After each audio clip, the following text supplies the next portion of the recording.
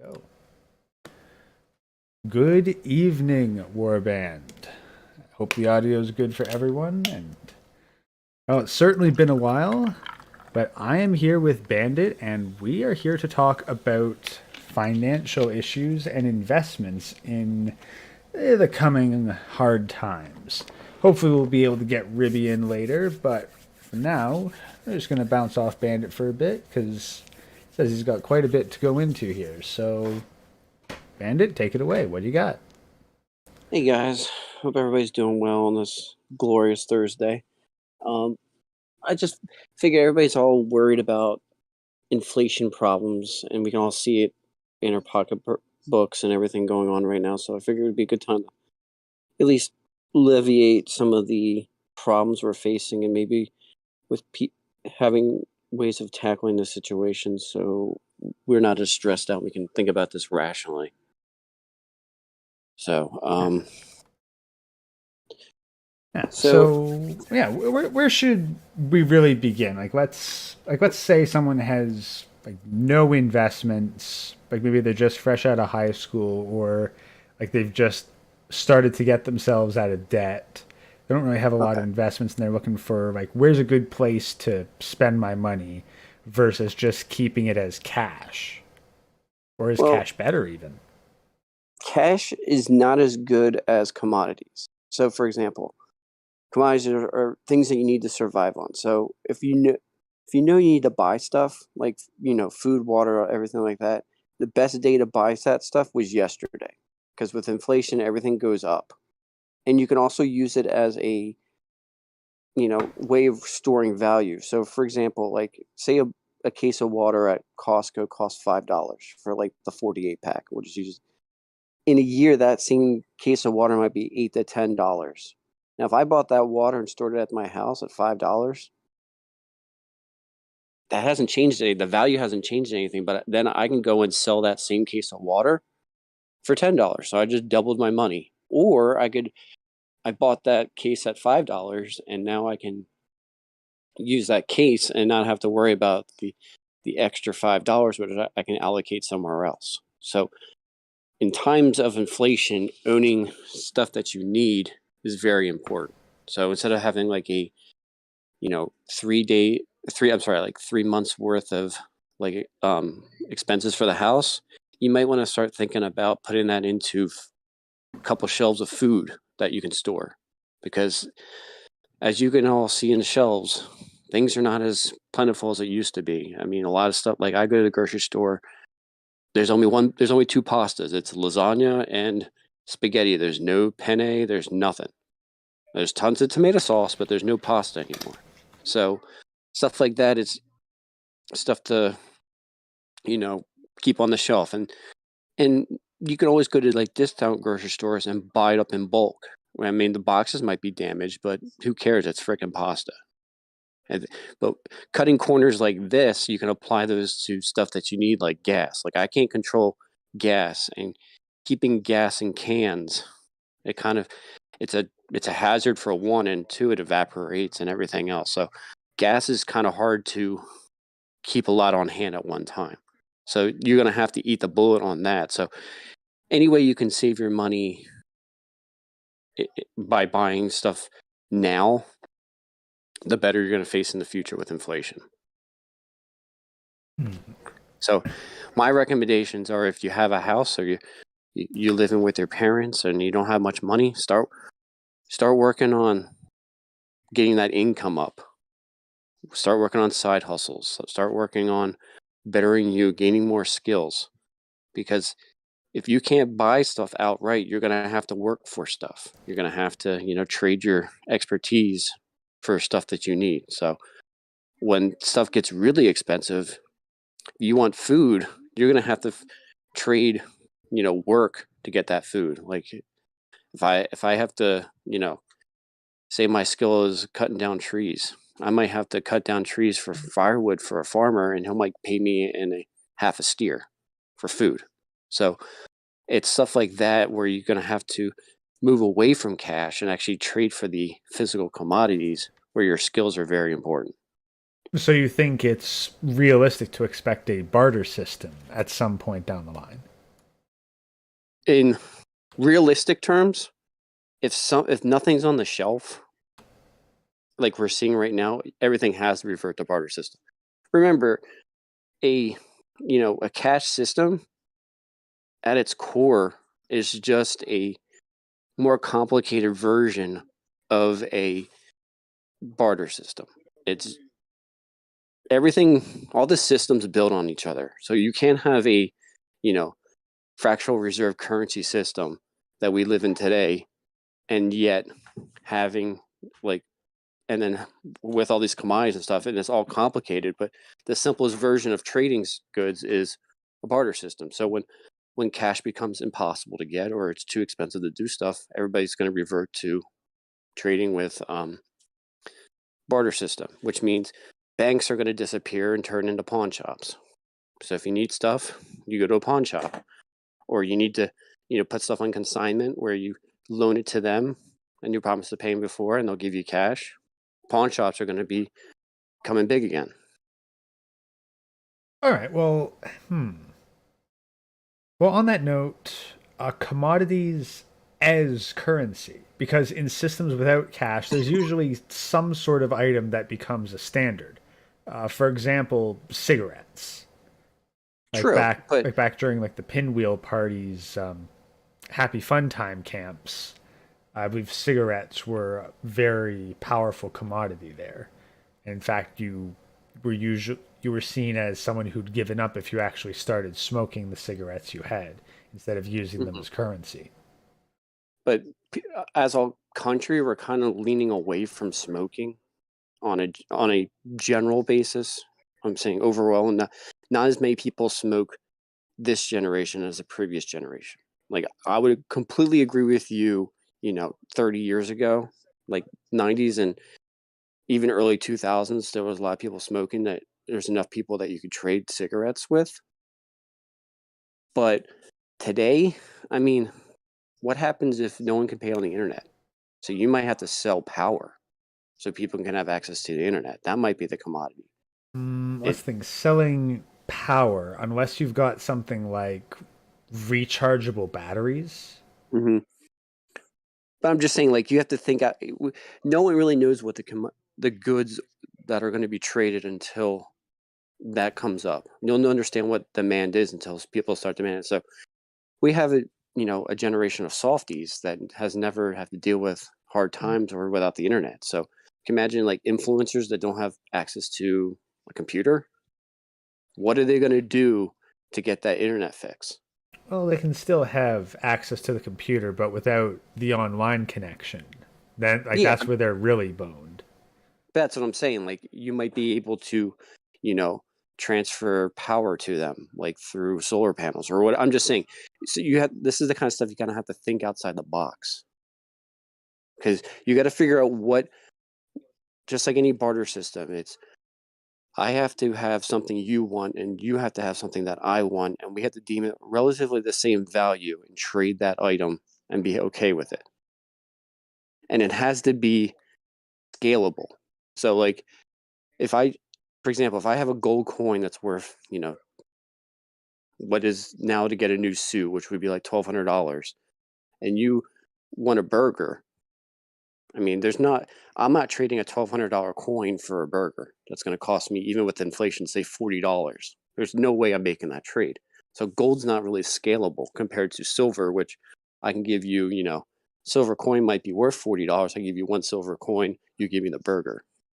So it all comes down to stuff that you can trade and it's scalable to trade. So, like bullets, for example, bullets could be used for hunting. That might be a currency. You don't know. But most of it, That reminds me. I think I mentioned this in a previous stream or one of Yeetus's.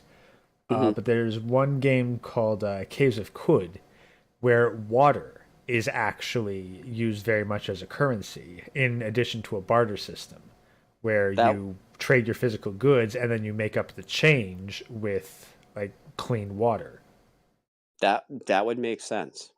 That's something that could be scalable, it's transportable, and it's valuable because without clean water you can't cook, you get dehydrated. That I mean that's something kind of the way the modern day version of looking at this is what happens when a category 5 hurricane goes through a town, okay?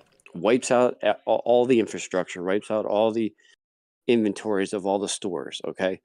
So what happens in a scenario like that? All the consumer goods until more people can come down and bring their commodities down to sell, everything's very expensive. And it's first come, first serve. So if you got that $8, if they're charging $8 for a bottle of water, and you got seven, there's going to be someone willing to pay $8 for a bottle of water if that's all they can get. Heck, if it's the So last bottle, and if it's a limited bottle of water too, yes, like there might be correct. someone who will buy it at 8 only to hold on to it and flip it for 9, kind of like how amiibos went. Like they were on sale for Yes, 15, and then people would buy them up rapidly and then flip them until for like 3, 4, or 5 times the price on eBay. until supply comes back up.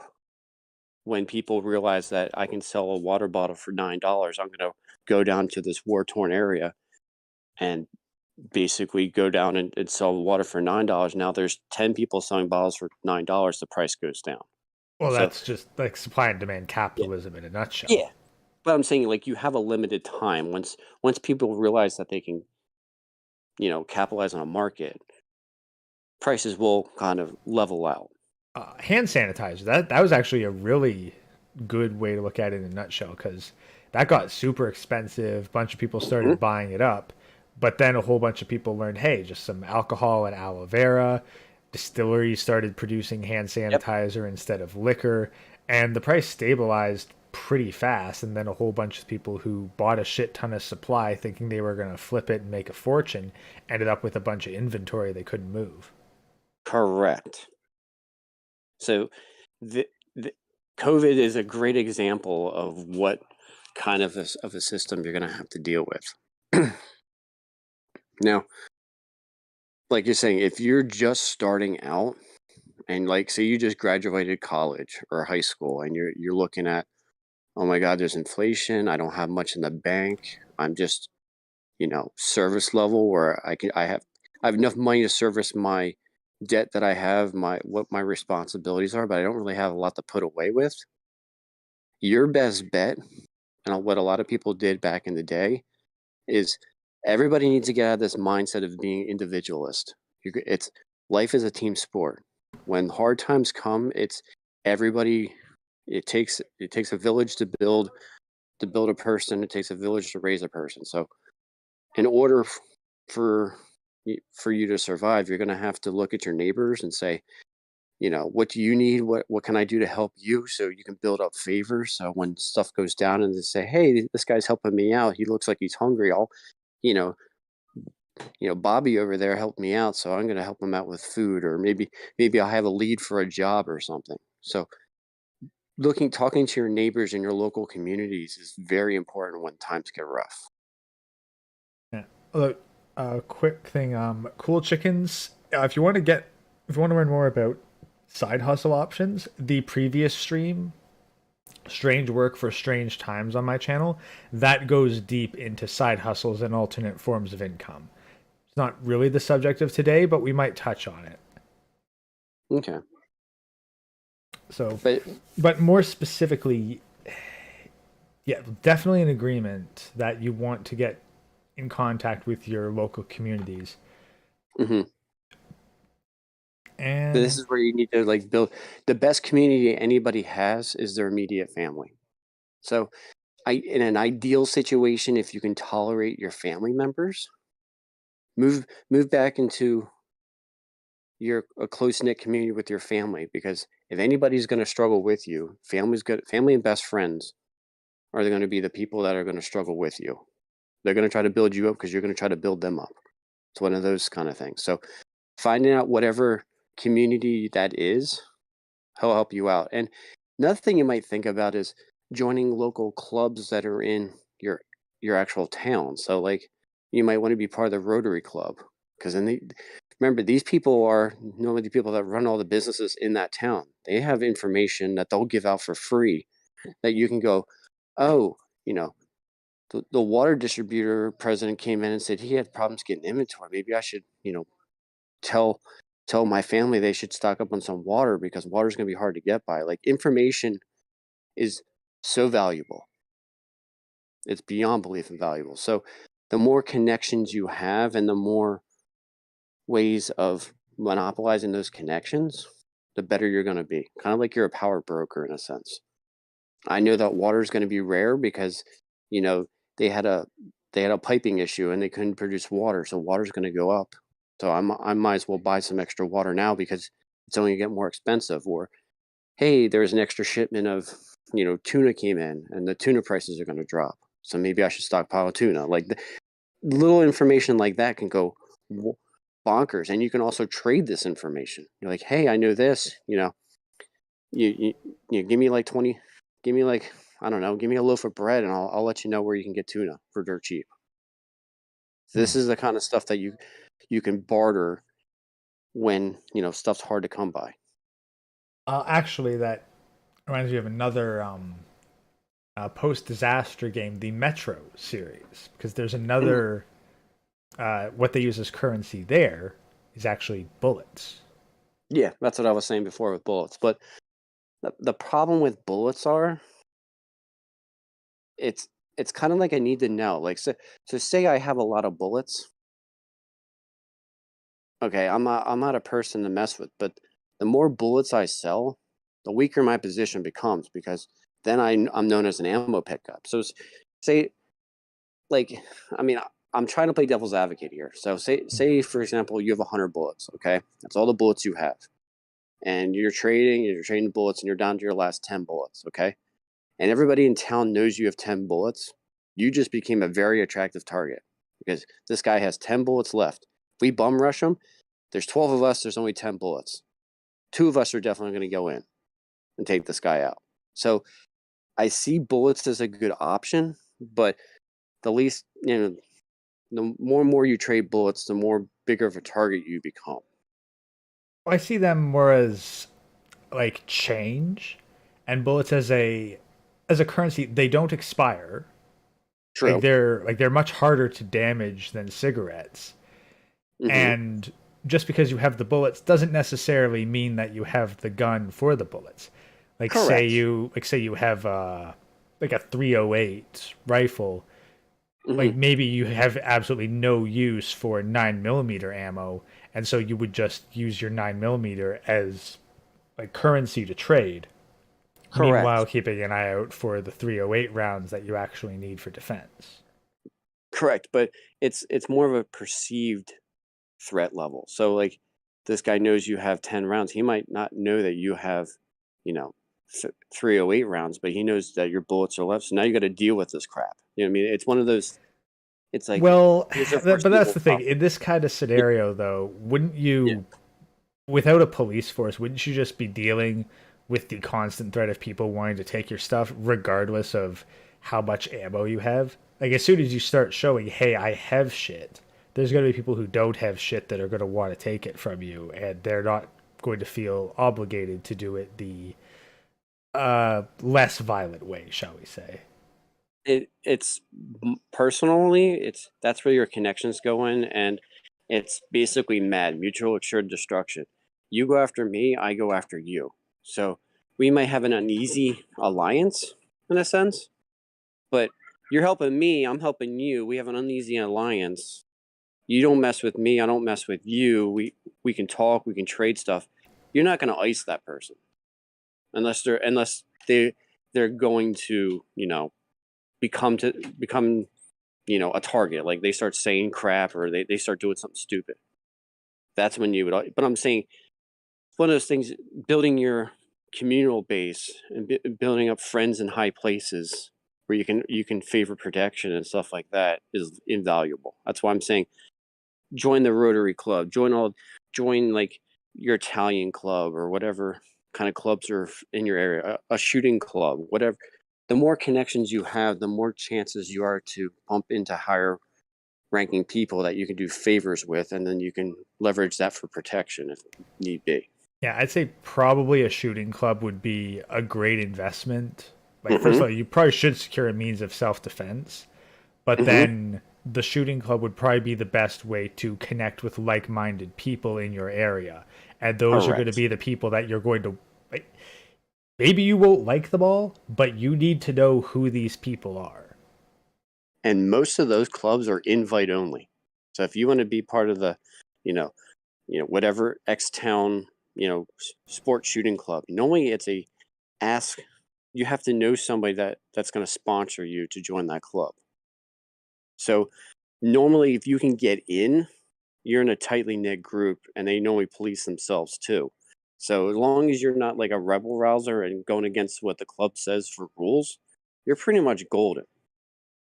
Yeah, like if there's like a range in your area or some kind, yeah, Hmm. there's probably some kind of open range nearby, or like depending on how rural or urban you are, some or like a target range. All you got to Well, really do is, much like the gym, just start up a conversation with people there. yeah, most of the time, people want to join the club. They'll just, they'll open up to you as long it's just knowing the right people to contact with. And like, I'm not in. I'm near a big city, but I'm not in a city, and they have a gun club that we're a part of, and I made a lot of connections there.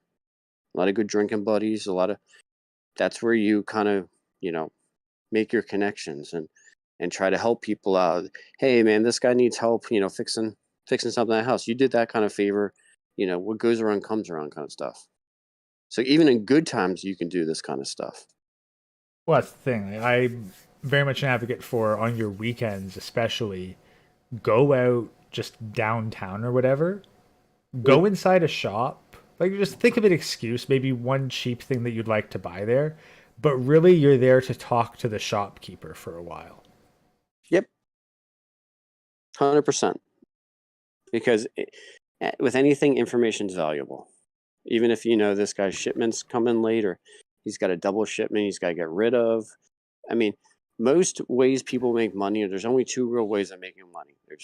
There's triage, which is basically going in and meeting a buyer and a seller together, and then they get to sell that commodity and you take a cut of that. That's triage. Or the hard way, which would be, or the three ways would be, one would be investment, and then the other way is just you're, you know, back sweat and tears with working. So the easy ways of making money is triage and investment. So the more information you can leverage, the more triage you can do, and you know return on investment and amount of time it takes to do a triage is a lot less than working an 8-hour shift. So Yeah. it's stuff to think about. But Yeah. like when we come into these inflationary times, for everybody should be, if you have a basement, you should have at least 2 or 3 shelves of food. Just start stockpiling every freaking paycheck. You know, instead of getting like name brand Cheerios, get crappy Cheerios and get 2 boxes of crappy Cheerios. Throw one downstairs and one upstairs. You know what I mean? Like you got to start. It's not about quantity at this point. It's whatever you got. If you can only afford $20 a week, well, let's figure out a way to get that $20 to get as much crap as I can for $20 and go from there. Every little bit helps because right now it hasn't gone to the bad times yet, but everybody sees it coming, so we have to prepare for it. And anyways, the worst case scenario, say you have a lot of overstock, go camping for the weekend and bring it camping, and then you just cook it. Worst case. Yeah. Expiry dates are definitely something that you'll have to manage. Hmm. Like this is where scheduling your stuff and keeping a thorough inventory would probably be a very good skill to build up in general right now. Yeah, and another way of doing it is a lot of people do section rotation. So like, they put the oldest stuff in the front, new stuff in the back, and then they might start with the bottom shelf and the top shelf. So the top shelf has the oldest stuff, the bottom shelf has the newest stuff, and you just cycle the stuff around as you use it. This way, you can keep a relatively idea what's the oldest and what's the newest without having to check all the numbers. And that, as long as you develop a system that you use and you use that system all the time, that works. Actually, this is something I wanted to ask a bit about when it comes to commodities, Okay. tools specifically. Mm-hmm. That's something that I personally have been interested in because I find tool repair and restoration to be fascinating in of itself, and I keep wondering like what happens when the delivery trucks stop delivering fresh tools and all of a sudden you can't get a new pair of metal shears for $20. Like what are you going to do with your old broken ones or just dull ones? Well, the thing is, just like everything else, it's the tool and everything to maintain that tool. So, do you have a whetstone? Do you have the oils for to keeping the blades sharp? Do you have extra springs? Do you have, for the shears and everything?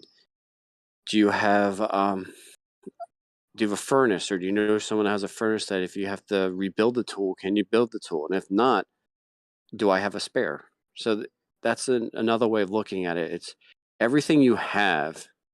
You have to look at the whole process of making that item, and can I physically do that, or is it not worth my time? So like, if you have a hammer, I can substitute a hammer for a rock.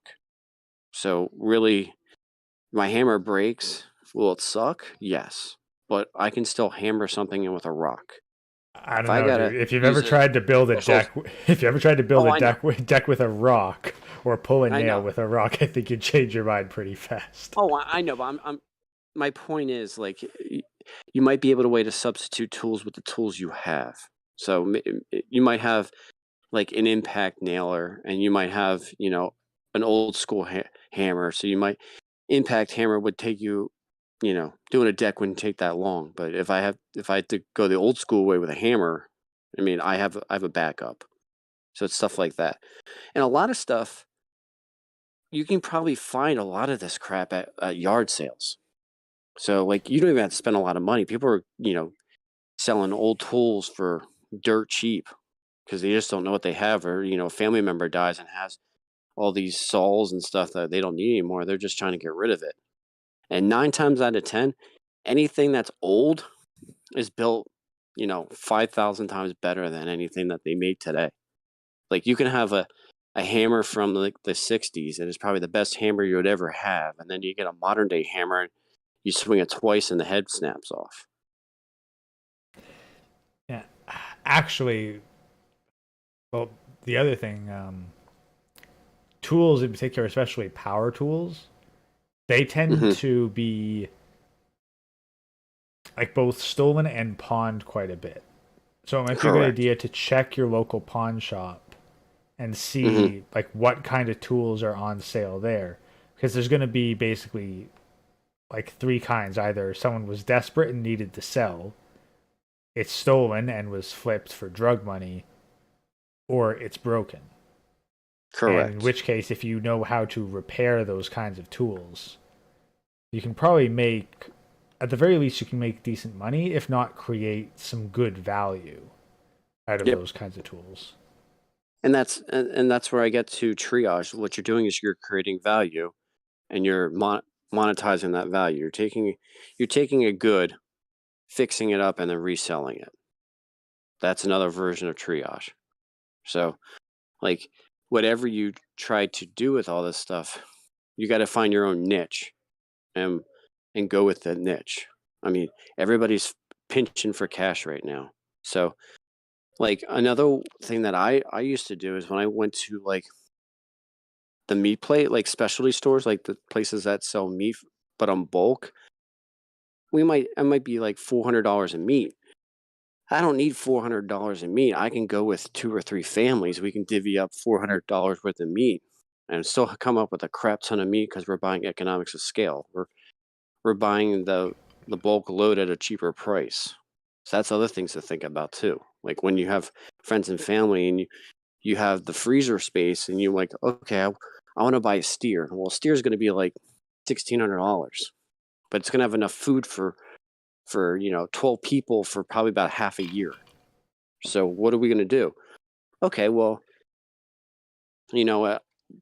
There's my parents, you know, my brother, my sister, and all those, and we'll all lump everybody together, and it's only going to cost us $200 each. So instead of getting 6 months of food, I just got 2.5 months of food, but still at a very economical rate. And that's the kind of stuff to think about. Yeah, and that's where the coordination comes Hmm. in.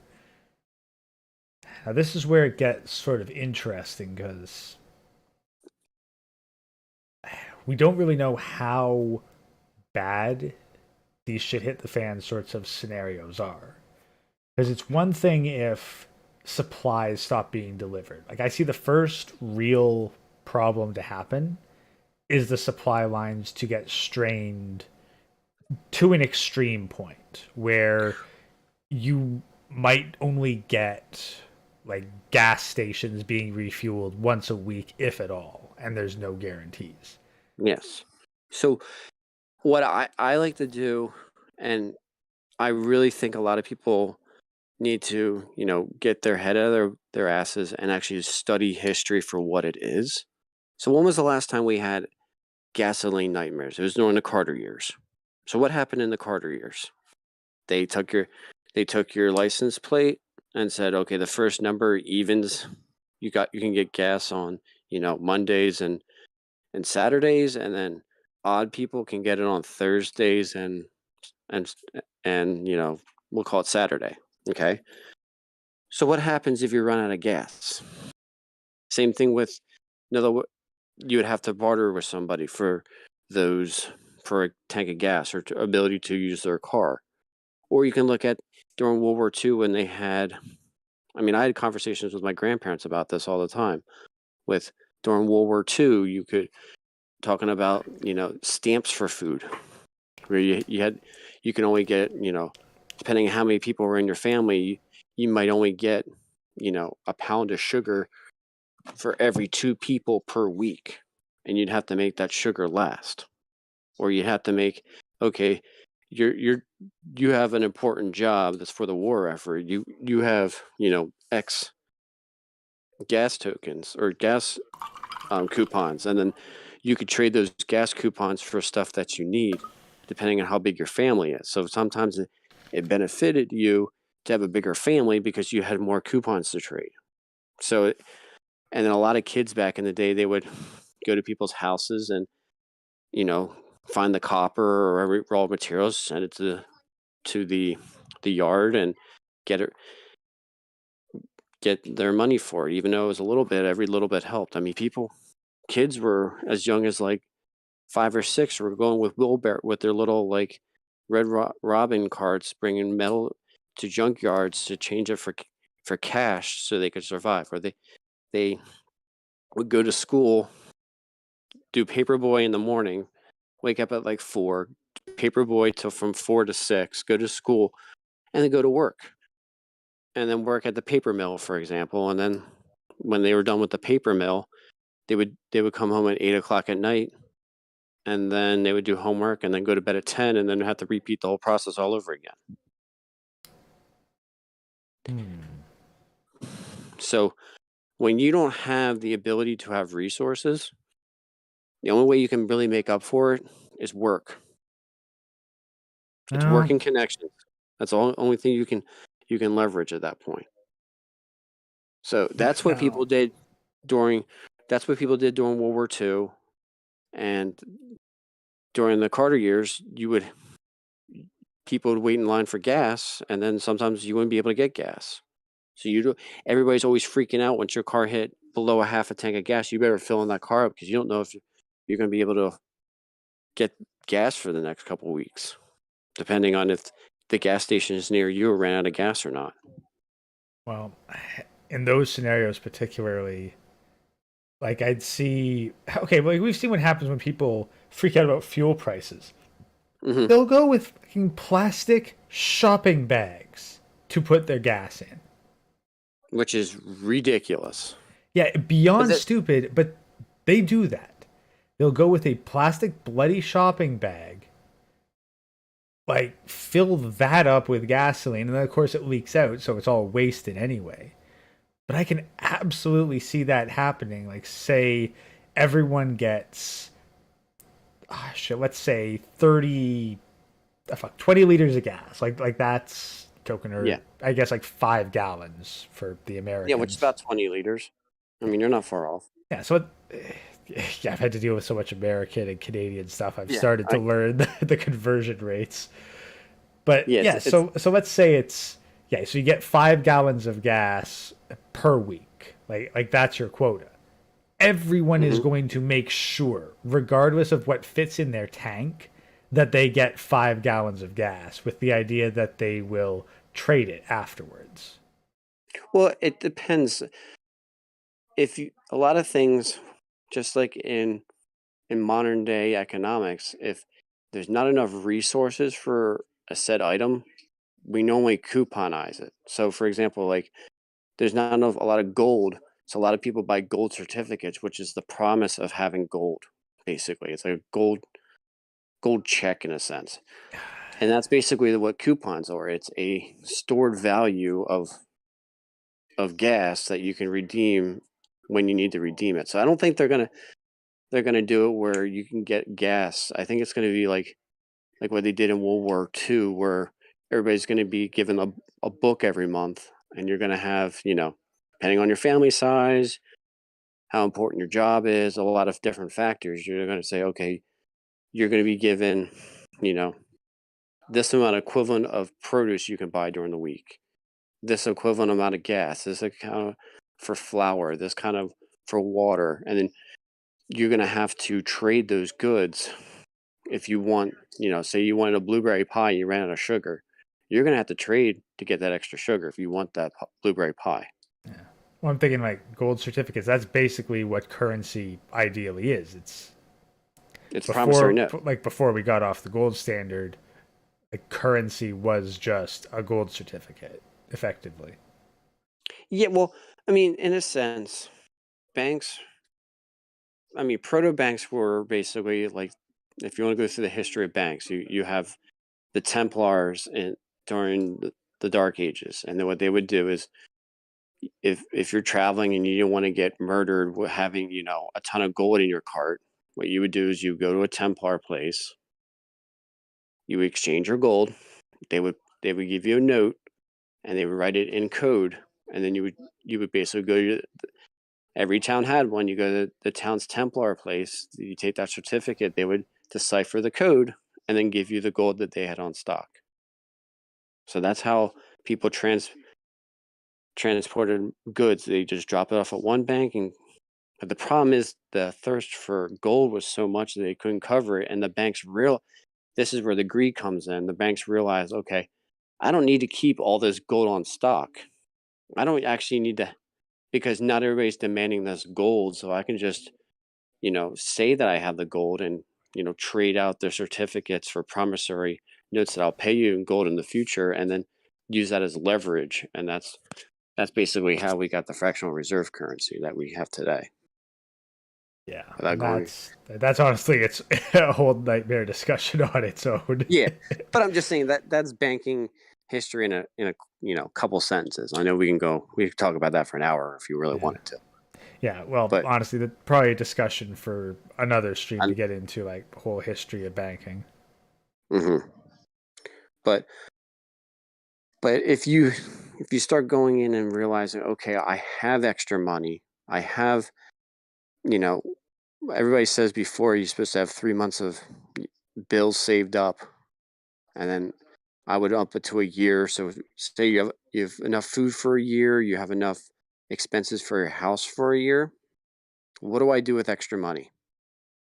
I mean, first off, I would when you're dealing with inflation, inflation is a double-edged sword, okay? So if you have a fixed debt, like say a mortgage, when cash goes up and debt stays the same, the ability for me to pay off my debts becomes a lot easier. So, say I have $100,000 loan on my house, okay?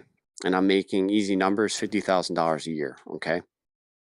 With inflation, now I'm making $75,000, but my loan amount is still $100,000. I just added 50% income with my fixed debt. So, Hmm. debt in inflation is actually a good thing, because you can pay it off better until it hyperinflates. But that also means that stuff that is not fixed, like if you rent and your landlord says, okay, I'm upping rates, that can really put you in a bind. So the first thing I would do is, if I had extra money, I'd call everything that's not a locked in cost or a locked in rate and negotiate with them and say, I will lock in my gas bill. Say I have gas and electric. I'll call my gas company and say, look, I'll give you $300 if you, and we're going to lock in a rate, and I'm going to pay for the next 6 months of my bills because I have extra money right now. But I'm locking in this rate that I'm going to use for 2 years. So all these other poor slums that have to deal with, gas gets more expensive, they keep raising rates. I locked in my rate, kind of like a fixed mortgage. I'm locking in all my rates everywhere, so I will be protected from inflation. So any kind of bill I have, credit card bills, all of that, whatever I can do to lock in rates, I will start doing that, because that's only going to benefit me when inflation happens and when I start making more money, because all my costs are going to be fixed instead of being variable. So that's one thing to think about. So anything that you can't fix food, because you can't control the price of food, but I can control, my electric bill. I can control my if I have Netflix, I can control those fees. I can cancel them if I need be, or I can call them and ask for Verizon. I can call them up for my phone bill and internet and say, look, what do I need to fix my rate for the next year, and have that negotiation. Be like, I'll work with you. I'll give you an extra $50 up front if we can lock in a rate. Just make sure you get it in writing. Make sure you can print it out and save it, and everybody's okay with it. But as long as you have that all put away, you're actually golden now. So that's something to think about. Yeah, definitely. Like I'm seeing chat point out that gas companies might not be most honorable when it comes to that. And I can see that as the pressure increases and as things get tighter, they might. But at the very Yes, least, in the short term, fixed rates probably going to serve you far better than variable rates. correct. And everybody, to be honest with you, every rate you have right now is a variable rate, unless it's written down in a contract. So, and anything I would do minimum 6 months. Try to go for a year. So, for example, if you want to lock in a rate, better be for a year, because inflation could be fast or it could be slow. Actually, chat that trash mechanic makes an interesting point. Medical supplies, like as a commodity to stockpile. Like I could definitely see rubbing alcohol, bandages, probably painkillers as well. Having a Yeah, but stocked first aid kit. yeah, 100%. Painkillers. Remember, any kind of drug has an expiration date. So like drugs might have 6 months to a year, and then you're gonna have to buy new ones because they either wear off or they expire. So, and the other thing is, it's like, say you need drugs, like say you need insulin. Like, it doesn't matter how much insulin's going to cost, you're going to have to pay for the insulin. Like, there's no negotiation. I don't take insulin, I can go into diabetic shock and I'm dead. So that kind of stuff, you're kind of like, that's basically your soft spot. You're going to have to find a way to get the drugs and not be a slave to the cost of those drugs, because that could really destroy you in a But sense. say like rubbing alcohol. Like I can see disinfectant being Yeah, particularly valuable when supply yeah. lines start to get strained. Well, yeah, but I mean, what's important? It's the survival. You need clothes, you need a shelter, you need food, and you need a peace of mind. Okay, so those are basically the three bare minimal or four bare minimal things that you're going to need, in a sense.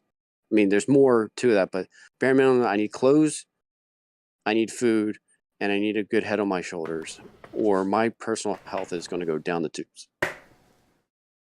So I kind of look at it as like Maslow's hierarchy of needs, but financial hierarchy of needs. So first thing I need to be able to cover, I need to cover my bare necessities. After that, I need to cover my serviceable debt. So do I have other obligations? Like, do I have a phone? Do I have, like, if you can't afford food, you can't afford a phone. So, phone's got to go. So if I can afford a phone, now what do I do? So now I'm going to have to save up. In an inflationary time, I'm going to have to save up I'm going to have to get commodities. I'm going to have to get stuff that I can barter with. Okay, now I got the barter stuff. Now I actually have money that I don't really need to spend right now on stuff. Now I can talk about investment. But if you're not at the investment stage and you're down below in other rings, that's fine. Don't knock yourself. I mean, not everybody's at different stages of their life. Some people can be at the investment stage. Some people are at bare necessity stage. Understanding where you're at and not making foolish decisions that can really screw you is the important thing. Like, you can't afford food. You're not going to get a phone to go into debt that can really screw you over later in life. You're going to have to, sometimes you got to eat the bullet. You got to work that extra shift. If you want that phone, you're going to have to give up time, aka work, and go from there. Actually, work is interesting because people aren't going to give you work and exchange your labor for a commodity unless they're turning some kind of profit. No, unless they determine your work is more valuable than the asset they're willing to give up.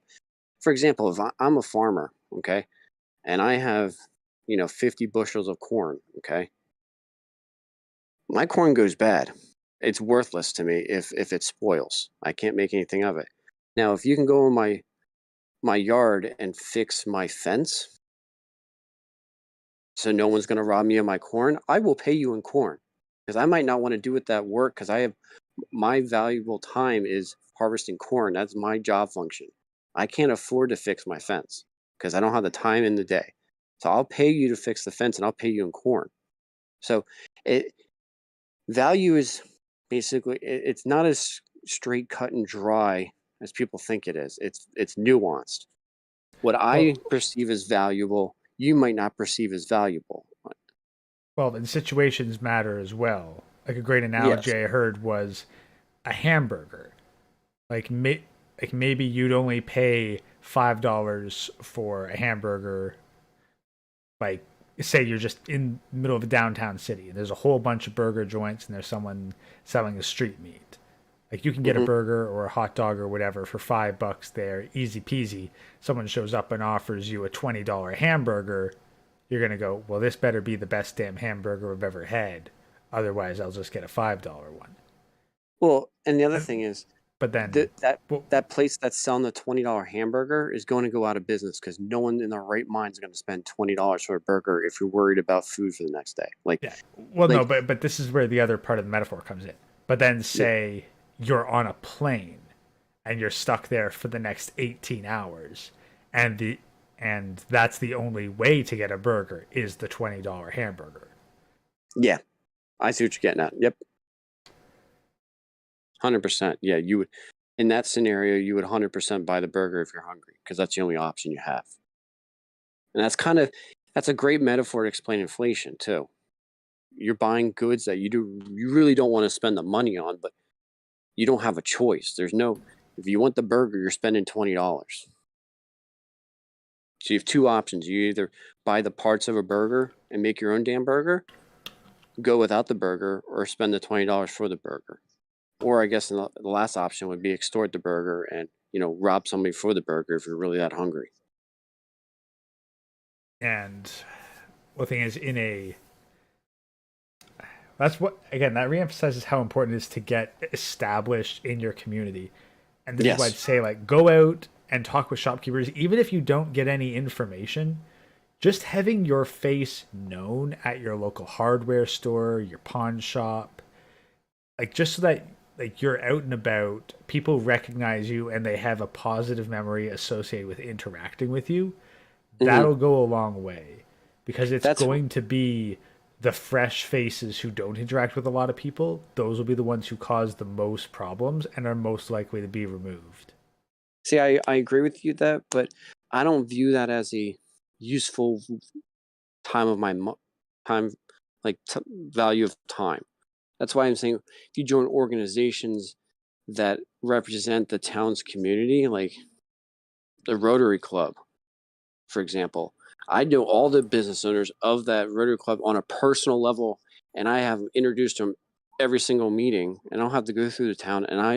And it's one of those things. Business people, most business people want to bring other people up, so they want to mentor you, or you ask them questions, they're going to answer. If you say, you know what, I can't get a good burger around here. What's a good place to get a burger? Well, I know a guy. And there's always that guy that's like, I know a guy who knows a guy. And it's more beneficial of your time to be part of a club that's going to be good for members than going to the rest of the businesses and making those connections, because it's just time value of money. You want to maximize the amount of time you have. And I think unless your town's small, but if you have a decent sized main street, if you really want to have access to the people that have power in that down Main Street, your best bet is talking to the business owners and talking to people at the Rotary Club, because they actually make the rules. And a lot of them are linked to business and government. So they, you might have a guy that runs his own business and he might be part of, the zoning laws. So now you got an in on the zoning laws. So, you throw this guy $100 and I want to make a deck, he's not going to zone me. And that's all I gain from connections. Because a lot of people, when you're working as a business owner, you want to talk to the customer, but you're not going to give them the value amount of time, because you're not in talk mode. You're in work mode. So your point is, I'm going to schmooze the customer to get a sale. I'm not in there to chit chat. But when they're in a club atmosphere, they got a couple of drinks in them. They're more they're, they're not reserved. They're actually more flamboyant. They want to talk to you. Like, you can have rapport with them. Like, I just think it's a personal thing. I think your value of time is a lot more useful being part of an organization than it would ever be going to a business and actually trying to talk to them. Not saying you don't support the businesses. I get that. I'm just looking at it as, time value of money. Your time I is valuable. I agree there. I guess what would you define as a small town? Because there's probably some places where, like, okay, I'll be honest, I have no idea if my town even has a local Rotary Club where these kinds of people would congregate to begin with. Most towns, even one horse towns, have a Rotary Club, because that's normally like, you go to any, even small town America, you see those, looks like a gear when you enter a town. Do you know, like when you enter like a small town, they have the plaque of the town and it has like the Oh, Lions yeah. Club. Oh yeah, I'm Mm. familiar. I'm familiar. Every town has a freaking Rotary Club, because that's basically what runs the small businesses in that town. It's kind of like it's a quasi business role, because business and government role, because most of those people are are partly in the government and the local government as well. So the connections you're making is business and government connections. So that's why I always, because most people in the Rotary Club are definitely linked to local government at some level. They're either brothers and sisters, or they're family friends or whatever. Like, those are the people that say, I know a guy. You need I know the house inspector. You need your house appraised? Yeah. Talk to Jimmy over here. Give him $50 under the table and he'll get it done for you. I mean, you'll get that at a Rotary Club compared to a business owner, because he's not in that mindset. His job is to get that sale. And you're kind of like treating that guy's time, like, he might view it as a insult because you're wasting his time, in a sense, compared to being a club where the atmosphere is to talk. Like, if I'm going to a Rotary Club, I'm there to schmooze with people. I'm there to talk. I'm there to You drink with these buddies, throw a couple beers around, a couple shots around, listen to some music, and we can talk. It's a great atmosphere to make deals and everything compared to working in a business, and you might want to be talking to this guy for 10 minutes, but the line might be, 5 people deep, and he's not in the right mood to talk to you right now because he's got to run his business. Oh yeah, no, I'm not saying that you like schmooze when there's a lineup. Like Yeah. the times that I'm like talking to these people, usually like there's no one else in the store, and they've got a bit of time to kill. Yeah, because you gotta look at these people as connections. You want to try to look at these guys and use these guys as, I mean, not look, use is a bad word, but you want to talk to these people and build connections. And the only way you're going to build, best way of building connections is in a atmosphere that is designed to promote talking, and that's normally in a drinking environment. So, like, if I want to gain, you know, reputation with, X business, or I want to get this political influence, it's a lot easier to go out and talk to them at a club atmosphere and just, lightly bring up is like, look, man, I helped you out with this one, and I'm in a real big bind right here. Can you help me out? And he's like, oh man, yeah, call me tomorrow. We'll deal with this tomorrow. Let's just have a good time drinking, and yeah, I got your back. Compared to like going in and going to a bank and dressing up in a, in a suit, and I got to act all proper, and I know the bank's probably going to dick me over and all this other stuff. So I just personally, through my experience, I always find it better to in a club atmosphere asking for help than going to a business. That's worked for me. It might work. Hey, I don't know. Your situation might be different. It might work better for you. I'm not Yeah, discounting it. yeah, that's the thing. I'm Like just any saying it advice works for here, me. yeah, I think any advice here is going to be subjective to the circumstances of the viewer. So The key thing is you can't be introverted. Like you can't afford to be introverted. I know it's going to be tough. You're going to be put in atmospheres that you don't want to be in, and you got to think. You got to use your street smarts more than your thinking meat, because a lot of people, they understand how things are done, but they're not understanding how things are done. If you know what I mean. Sometimes you got to pay people off. Like you got to use your street smarts, and the only way you can flex that muscle is you got to practice it. You got to be put in that situation where you go, okay, what do I got to do to get this done, kind of thing.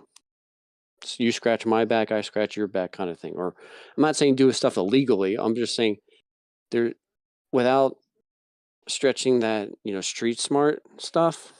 Like all you are at that point is just book smart, and that's not going to do you any good when you need to get stuff done because either you depend on it, or your family depends on it, or your neighbors depend on it. Like people are. This isn't just, oh my god, I can't get a burger tonight. This is I'm not going to be able to eat tonight. So like the game has changed. It's a lot. The stakes have quadrupled in how important they are. So you're going to have to find a way to leverage that stuff. And the only way you can ever leverage that kind of stuff is you got to be put in that situation. It's the only way people are going to learn. So sometimes you're going to stumble, sometimes you're going to succeed, but you need to get that experience, and you got to be able to talk to people. And yeah, what the problem is with the internet is it made people lose the ability to talk to people. Like you go out there and just watch people that are stuck on their phones all the time and try to have a conversation with them. It's literally like pulling teeth. They don't know social cues. They don't know none of that stuff. All this stuff's going to have to be relearned if you're that kind of individual. I hate to say it, but it's like it's like a job interview. You're going to have to look at yourself in a mirror and practice. You're going to have people put you in situations and figure out how to handle it, and then you can role play that scenario and say you handled it, but you could have did this better, kind of thing. So it's one of those things. The only way you're going to improve is you got to work that muscle. actually, there's this one guy at work right now. Like he's kind of a bit of an encyclopedia. Like if you asked him about a specific topic, he can rattle off a whole bunch of stuff, like basically verbatim, like he's just read it off a Wikipedia article.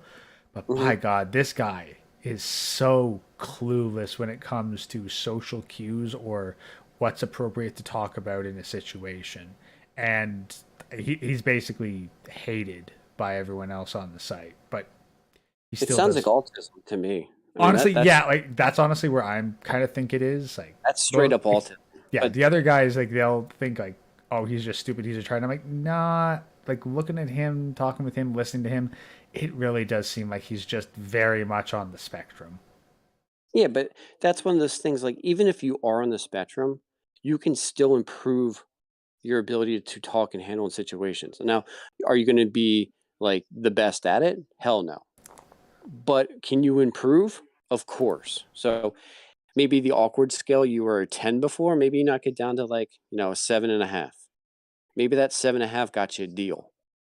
You know what I mean? Like these marginal changes open more doors. So it's like if you were like at the point when you came and talked to somebody, and now you're at the point where it's awkward. You're not really socially inept. You can't pick up cues. Well, the only way anybody is going to learn that kind of scenario is being put out there in that situation where you're going to take advantage of that scenario. So it's like practice made. A lot of people, unless you're in business or you have to talk to people every day, they don't have the interpersonal skills anymore. You're gonna have to. It's like this is one of those things that like Good Times created a scenario where you never had to flex your personal skill, muscle, and now you're gonna have to relearn that muscle and try that out again. So this is where bad times create good men in a sense because now you got to flex these muscles you haven't used before because you never needed to. Yeah, and that's going to be the thing. Like, you also have to have the right mindset to learn. On top of that, because if you can't, okay, seriously, this is perhaps what I think would hold back kind of the internet generation more than anything else is they don't need to acknowledge when they lose. Like if there's I anything that I actually can understand the participation trophy problem above all else is that you need to acknowledge when you failed and you fucked up and you need to do better. Well, the real thing is this. Any educated person understands the feedback loop and cost benefit. So, feedback loop in a nutshell is, I I have a problem, I try the problem out. I look at the problem and how I react to that problem and figure out a way to better improve my scenario to try that problem out again to come up with a better result. So it's a never ending process. But the only way you're going to understand this is, oh, and I hate to say it, people's egos need to drop like 900%. Like the the ego problem at least in America needs to be nipped in the ass. Like I am so sick of people that are flexing when they can't flex, and I'm sick of people saying like Andrew Tate, for example, like asking for help is weakness and all this bullshit. That kind of talk is going to get you freaking killed. Okay. Andrew Tate can put up with it because he's a multimillionaire, but the average person, no. If you need help, asking for help is not freaking weakness. Asking for help is a sign of intelligence. You're saying, I don't understand this. I can learn if someone would teach me. Now, if you're going to just have somebody do it for you, like a girl, and just say, hey, do this for me, and I don't actually have to learn how to do it, yeah, that's not going to fly. But if you actually go in and say, look, I don't know how to do this. Show me how to freaking do this so I can learn how to do this. Most people are going to be like, assuming they have the time to teach you, they're going to, yeah, this guy wants to learn. He's humble enough to ask for help, and I'll help him out. And it's all about So people need to actually learn how to ask for help. I hate to say, like, we're talking about the basics here, but it's beyond important. Most people don't know how to ask for help. Like they're all raised on the whole macho, like I can do this. Screw this guy. Ain't gonna work like that when life puts you in a point when you can't be solo anymore. Life's not a team sport anymore. I mean, a solo sport. It's a team sport at this point. You're gonna have to go in and say, I need help. Please, what can you do? What can I do for you so you can help me? Put Okay. Understanding the different techniques of asking for help without showing weakness. Like you can go in and sound like, put the teary eyes out and try to might work for a girl, but for a guy, it's more like, look, I can't do this. I tried, I don't know what I'm doing wrong. Can you help me? And most people will say, "Oh yeah, I can help you," but but at the same time, a lot of the younger generation, when they ask for help, it's like, "Yeah, you need to help me out." Like they completely miss the social cues. They completely miss the respect level. It's like we have it inverted. Like respect is damn near nothing now, and the ego is just blown to to the nth degree, and it really pisses me off. It's one of my pet peeves. I can't stand the ego right now, Yeah. and Well, people are going to be humbled, big time humbled. yeah. Well, this is actually like personally when it comes to asking for help, I found that's one of the best ways to strongly build a rapport with someone Mm-hmm. because to ask someone for help, like there is no bigger compliment that you can give someone than to ask them for their help or advice on a subject. I agree, but it's got to come out of a respectful tone. So, prime example, like asking for help, like if it's something little, you might not want to help somebody. But at the same time, if I'm putting in effort, you better be one taking freaking notes like it's the nth degree and asking a billion questions that are related to what's wrong. Like, don't be that kind of person that's, oh, I need help, show me how to do it, and then you come back to them 20 minutes later. Oh, well, this scenario was just a little bit different, but I don't know how to do it. When you could be like, yeah, you need to work on your problem solving skills. Like nothing pisses people off more than that. So it's a give and take kind of thing. But you're 100% correct with building rapport with people. If you really showing weakness is not always, I know this is like anti MGTOW, but showing weakness is not all is can be determined as a strength. Like saying I can't do something and being vulnerable. I mean, you got to read the room too. Like if the guy's an asshole, he's probably not going to help you out. But asking for help and showing weakness is character building, and a lot of people don't have that right now. So it's You know, that's actually funny. I found that the best way to build a positive rapport with someone who is an asshole is to ask for help. Like, for example, like I'm struggling with this one thing on the job. So I try it for mhm. a second. I turn to this guy who I know is an abrasive asshole and go, okay, man, what the hell am I doing wrong here? I can't seem to get this right. Like, they might be blunt in how they say it, but they're going to Mhm. show it and they're going to appreciate that, well, you went to them and now they get to feel somewhat superior to you by being your mentor for a second. Yeah. But they're also expecting you to pass the torch. So, prime example, like if you they teach you a new skill, they're going to expect you to teach the new guy that same skill. They're not going to expect the veteran to always train people. So, the best word of advice for anything is if you need to learn these skills, you got to keep doing these same skills every single day if you're going to build them.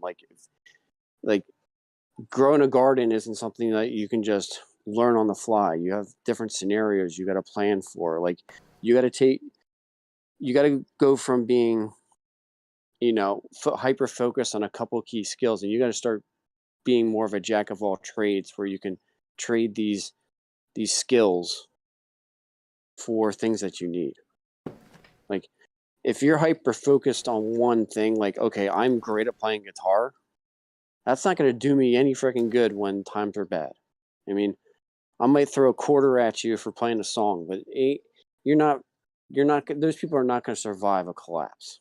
Now the people that know how to farm, know how to, scrap, know how to, you know, weld, know how to fix cars and all these skills that they get for their lifetime experience, those people are going to be invaluable. Like my car breaks down, I'm calling that guy that everybody has in town that knows how to fix shit. And whatever that guy needs, I'm gonna get it. If he wants a case of beer, he's getting a case and a half beer because I can't allow him to with somebody else if I don't know how to fix something. I mean, that guy is invaluable to me.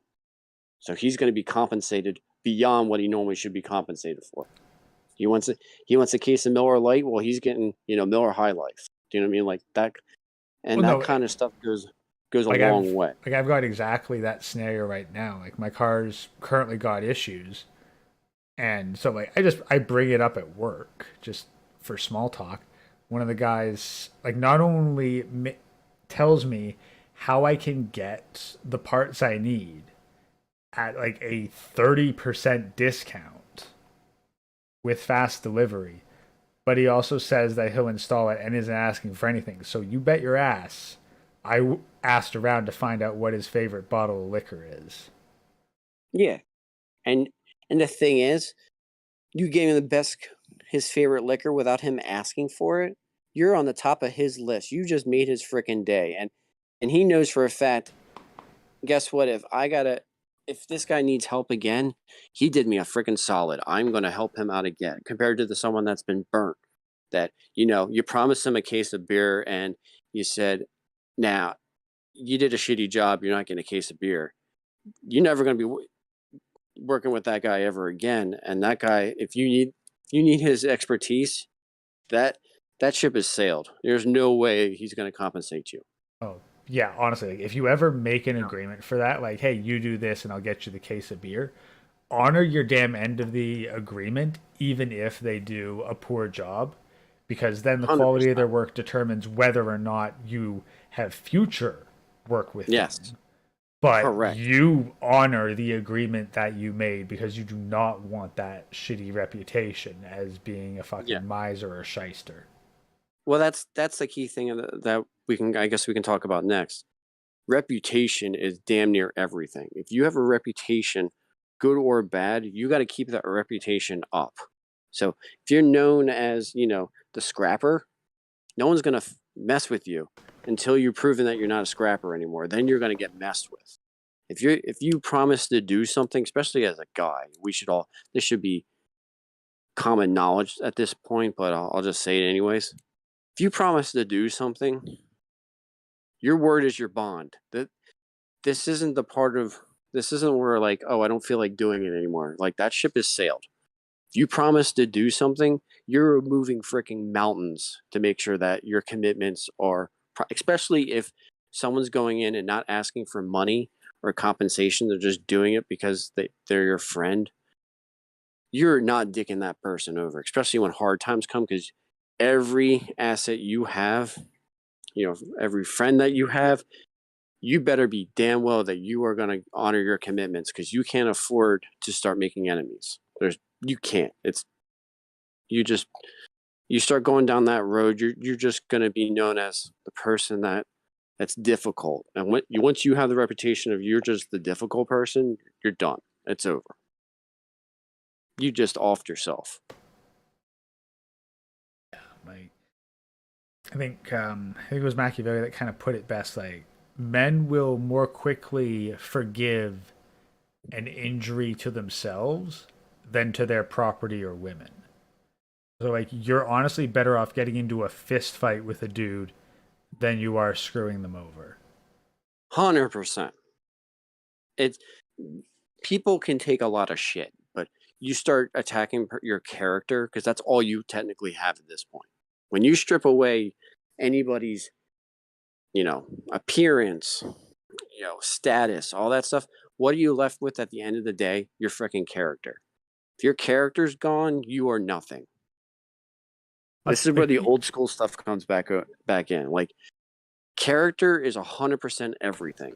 If you have a shitty character or you notice that the shit person to deal with, you're going to be you're playing life on hard mode, like serious hard mode, like, one life left, you know, and everybody's God mode at that point. Like you're just screwing yourself left and right. And nobody's going to want to work with someone that's just going to screw them over. And once you get that reputation, it is damn near impossible to fix. trust takes ages to build, but only an instant to break. 100%. No, So, seen go quite back and seen a few examples at work recently of this exact kind of stuff, and yeah, but remember, information's valuable. Knowing who you can't trust is probably more important than people than the people that you should be trusting. Because I would honestly, it only takes one person screwing you over, and now your reputation is tainted because you know this guy. You know what I mean? Like, knowing the people that are going to dick you over, in my personal opinion, is worth more than the people that are not going to dick you over, because those are the people you got to, you know, 20-foot, 30-foot, 40-foot pole. You can't even be associated with these people. So, like I said, information is important at all levels. Knowing who to stay away from is probably more valuable than knowing who to contact. Honestly, having boundaries and keeping them, I'd add to that list as well. Like, because like, maybe you need to associate with someone like who's going to kind of screw you over, but if you allow yourself to get too entangled with them, then they will start dragging you down. Well, it depends on who you.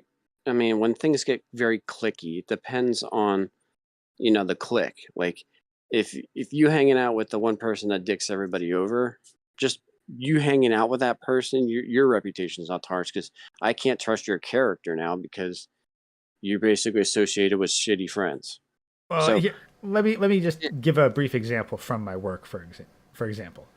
So, if you're offering to carpool someone in, like that's one thing. Like maybe they help you yeah, cover gas, yeah. and like that's like allowing them to leave their stuff in your car overnight or over the weekend. That's a different sort of boundary. Well, I agree, but people's boundaries, what they have now, and what people's boundaries were when you need people, totally different scenario. So you're going to have to be willing to put up with a lot more shit than what you're able to put up now because of the way the times are.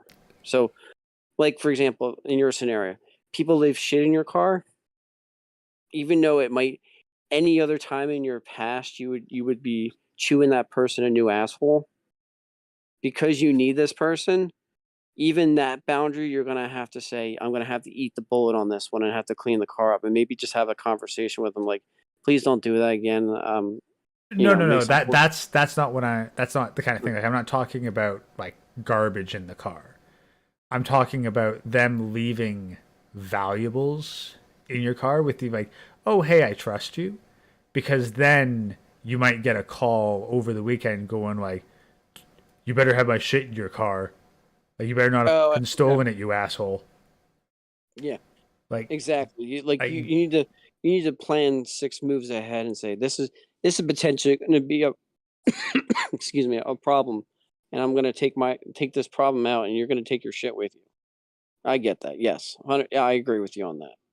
yeah, like But I'm those are just more saying so the boundaries. Like make sure that you don't allow yourself to be too intertwined with someone until you've established that there's a firm layer of trust there. Like yes. I not only like don't have any like extensive favors from them, but also don't like have a bunch of favors to them either. Like don't put them in your debt or under your power in any way, because that too can backfire on you. You want to maintain independence and neutrality, especially early on in any sort of relationship. Well, this is one of those skills that no one really talks about when times get bad. Your street smarts, it's going to be a polar opposite of scenarios. So right now, book smart is deemed society wise to be more important than street smarts.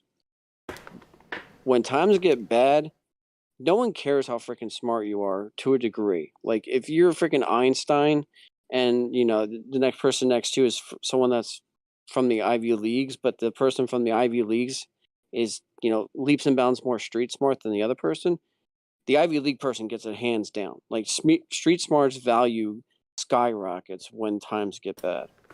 So, and it's one of those things, it's a skill that everybody loses, but you can gain it back with just putting yourself into scenarios that are not dangerous to you, but put you into an awkward bind and figure out how to, you know, solve that problem. A lot of it's going to be one of those, like, trust your gut. Like, if this is awkward, feels awkward, I need to leave. Like, because if I can't trust the cops to save my ass, like, my gut reactions are going to have to be trusted once again. Like, if I feel like this is an awkward situation, I got to go. I don't damn the consequences, because it could be your life on the line. Because if you know the saying, if you need cops, they're always a minute too late. You know, Yeah, when seconds matter, the cops are minutes away. correct. So, start practicing on your interpersonal skills. Start practicing on you know, your street smarts, your trusting your gut, putting yourself in the scenarios that you're not really comfortable with, and like role playing, like with a close friend, and how you should handle that situation. That's that's invaluable, because if you're put in that awkward situation, you can just give that guy a look and say, "Look, maybe when I look at you and wink at you, that means get the fuck out of here." Or it could be, this guy's shady. We need to pounce. Or do you mean, like, that kind of stuff is invaluable when seconds matter. Mm. It and it's one of those things, like, you don't build this up until you need to build this up, until you have like a crew. You start going with like crews and stuff like that, and knowing every person's, every single demeanor that they have. If they're smiling, maybe that means something, or maybe they're frowning. I mean, all this kind of stuff that you talk about, that's all gained through experience and dealing with people on multiple levels. So the only way you're going to build this kind of rapport back up is you're going to have to you're going to have to flex that muscle. You're going to have to, you know, if you're shitty at interviews, you're going to have to interview more. If you're shitty at personal skills, you're going to have to practice them. And you can't just say, I don't want to do it. Like, that time has passed. There's no more, I don't feel like doing this shit. It's hard. It's I got to do this shit, and I got to learn how to deal with it. And I got to deal with problems that can come with this. I mean, shows like The Walking Dead are a prime example. Like, I know it's TV, but I mean, stuff can be learned from it. Like, putting in a shitty situation, how do I get out of it? Or how do I not put myself into that shitty situation so I don't get screwed over again? That's that stuff is more valuable than learning how to like farm. Because if you don't know how to read the situation, you're not gonna be around on this planet much longer. Because when you have people busting your door open because they're hungry and they haven't eaten in 3 days, and they're willing to kill you for it, what are you going to do about it? I can't just be like, should I shoot the guy? Should I not shoot the guy? Should I, you know, by the time I think about it, I'm already a corpse. Do you know what I mean? Like, Yeah. this No. is the kind of stuff, that's what I'm saying. Like, things things happen rapidly, and talking about these scenarios with a close friend without you sounding insane, but actually talking about how to handle these scenarios is great, because when the scenario happens, you go, okay, guy's knocking on the door. He didn't say the code word, or he's acting. Okay, first thing, grab the gun. Second thing, lock the door. Third thing, blow the person away. You know what I mean? Like, it's already. You don't even have to think about it. It's already like practice in your mind what you have to do. I mean, honestly, be 'Cause- actually be kind of fun to have scenarios like, hey, hang on to a Nerf gun. Sometime within the next 10 minutes, I'm gonna bust into your door. Like how? Like you better be ready and able to take me out. Like running yeah, through dress rehearsals and that kind of stuff's normally correct, useful. Because I remember this correct. one video. I think this woman and her daughter or two daughters were at home, and then just this whole gang of people bust into the front door, filming it so we get it from their perspective. And like and the first thing out of the woman's mouth is, "How did you get in here?" And then they get Well, that rough. woman's blown away. Well, that's the thing. Like, they got the crap beat out of them. Like there weren't any firearms involved, thankfully, because so no bodies at the end of it. But like if someone busts into your door and your first question is, "How do you get in here? How did you get in here?" It's like the door. The door that apparently you didn't lock or whatever. Yeah, Like if I that's your first question to a home invasion, how did you get in here? you clearly don't know how to respond to a home invasion. And the thing is, it's a lapse of minor details. It's the big stuff. Like as a guy, we all can talk about this. We always look at things at the 9,000 foot level. Okay, I'm hungry. What do I got to do to eat? I know I'm not caring about the steps to get me to that meal. I just know I'm hungry and I'm gonna just wing it and I'm gonna get to food. Well, winging it is great for when times are okay, but if you're missing key details, like I forgot to lock the window, like forgetting to lock the window could be a life or death situation, depending on you know who's around you and everything else. So like minor details are going to be important. And the thing is, when you're hungry and you haven't eaten in 3 days and your stomach is killing you and you have massive migraine because you're dehydrated, you're not running at, peak efficiency. You're running at, on fumes. You're not, things are going to be missed. So you Well, really have to when really you're in think that about, when you're in that case, like you are not thinking clearly. you're Like you can't reacting. like you can't That's the thing. At the point where if you've been 3 days without food, you are not having some sort of itemized checklist. You are basically running on complete instinct at that point. But the thing is, this is going to sound awful to say, but everybody should go in their life 3 days without eating or drinking just so they understand what it's like to be poor, to understand the mental capacity, why someone would rob you. Because if you put yourself in those kind of shoes, I'm not saying you're going to relate to that person and say it's justifiable, but you can understand why someone will steal for food or do whatever heinous thing because they're hungry. And understanding that alone will make you understand the importance of, okay, I got to lock it because I remember when I was hungry, I'll kill a bitch to get some food. Do you know what I mean? Like there's like I've never been that hungry in my life. I never had to work, sleeping on someone's couch because I didn't have a place to live. Like some when you're at a low like that, appreciating your next meal becomes a lot more relatable and you'll actually appreciate what you have. Because everybody right now, for the most part, are living, at least in America and in the West, you're living, even if you're poor in the West, you're still in the top 1% on the planet. Okay. Like honest, like let's be honest, there are people who like don't have a fucking clean place to shit that still have Hmm. a smartphone, and that is a higher ability than even the nobility had like 100, 200 years ago. Yeah. Look what killed like Andrew Carnegie. Like the poorest person today has health care leaps and bounds better than what the richest person in America had in the 1800s. Okay, standard of living has gone up immensely, Well, and that's honestly, made us. excuse me, fucking It's made us. penicillin, like, I know, like, I like it know. does. Well, I'm just. I think it's hilarious because like the poorest person, they can still rob a drugstore for penicillin. Like the richest person 200 years ago could not get penicillin, period, no matter what they did. Correct, but what I'm trying to say is when you become hungry, okay, and then you get to finally have that first meal after being hungry,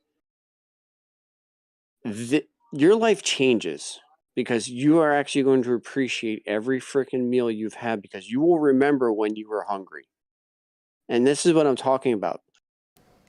Understanding where someone's coming from, not because of playing platitudes or understanding what people are going through, but actually physically experiencing hunger or dehydration at some level or something like understanding where people are coming from will make you appreciate what you have. So like everybody right now is like, "Oh my god, keeping up with the Kardashians bullshit where, they got a new smart TV, so I gotta get a new smart TV to keep up with the Joneses and bullshit like that."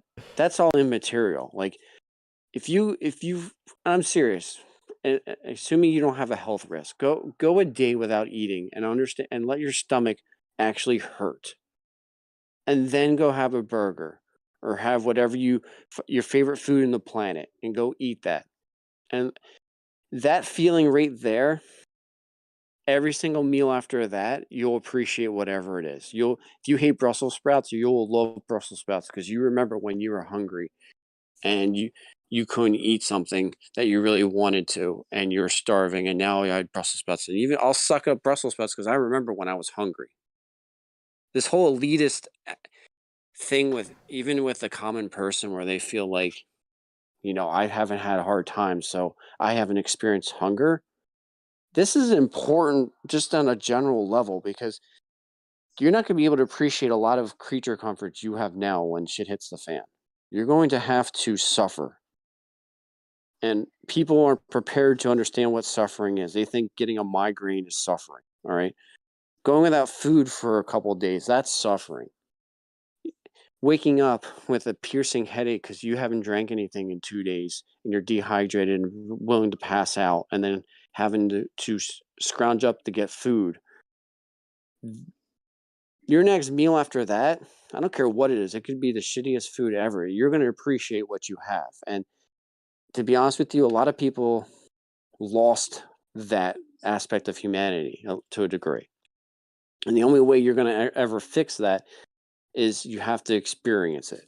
And this is where you get the whole, you know, bad times lead to good men part. You to experience bad things makes you appreciate what you have. And the appreciation factor is null and void in America. Most people say they appreciate that they have good food, but no one actually has experienced a time when they didn't have a good food on the table or had anything on the table. Unless you live poor and pulled your bootstraps up, you really don't know what it's like to be hungry. And to be honest with you, if you have the health to do it, you should really at some point in your life go a couple days without eating just so you understand what it's like to be poor. Like honestly, I'll be Because honest. I think During the it's a week, life changer. well, now here's where the trade off though is. You need to have a certain luxury to your life to be able to do that. Like for I me, understand. like my work, I need and don't get 3,000 calories a day. I don't get that, but that's more or less what I would need under optimal circumstances. If I don't eat during the day, I am not making it through the day. Like plain Yeah, and simple. I'm going to be I delirious and passing out before like 2 o'clock in the afternoon. to understand and to appreciate what you have, and that's the life lesson Oh, yeah. Like that I'm trying. I've gone the better part of a month where like the only thing I had to eat was Soylent, which Oof, yeah, that's rough. But yeah. but the thing is, I bet you that first meal that you had that wasn't with Soylent, you were probably like, it didn't matter what it was. It could have been a shitty cheeseburger, could have been a grilled cheese. You probably Burger wolfed King that had down and appreciated what it was. Burger King had never tasted so good. Yeah, and the thing is, a lot of people haven't experienced that. They've experienced that anytime I'm hungry, I can just go on the shelf and make myself a peanut butter and jelly sandwich, and I'm always hungry. Like anytime I'm hungry, it's satisfied. And those people don't appreciate what you will physically do for food when you're hungry. And that's what I'm trying to. This is the lesson I'm trying to let people do is assuming that you can do it through like health wise. You should always try to at least experience what hunger is, Oh, so that you can be. even if even if not that, one game I've been there's a couple games I've been considering streaming, but one that's very relevant to this is one called This War of Mine, which is basically a zombie apocalypse survival game, but without the zombies. Instead, you live in, well, basically what would be occupied Ukraine right now. You live in the middle of a war zone. Okay. And so you're constantly trying to manage like the mood, the food, and the sleep of like your small house of people, and shitty stuff keeps happening and you got to adapt and deal with it. But like you learn very fast the consequences of not eating for a day or two in that game, and it's got a severe knock-on effect. Hmm. Well, that's the other thing to think about. Like when we're talking this whole inflation talk, like you might want to talk about like getting like a bug out bag. like looking at basically the prepping community and how they would handle scenarios.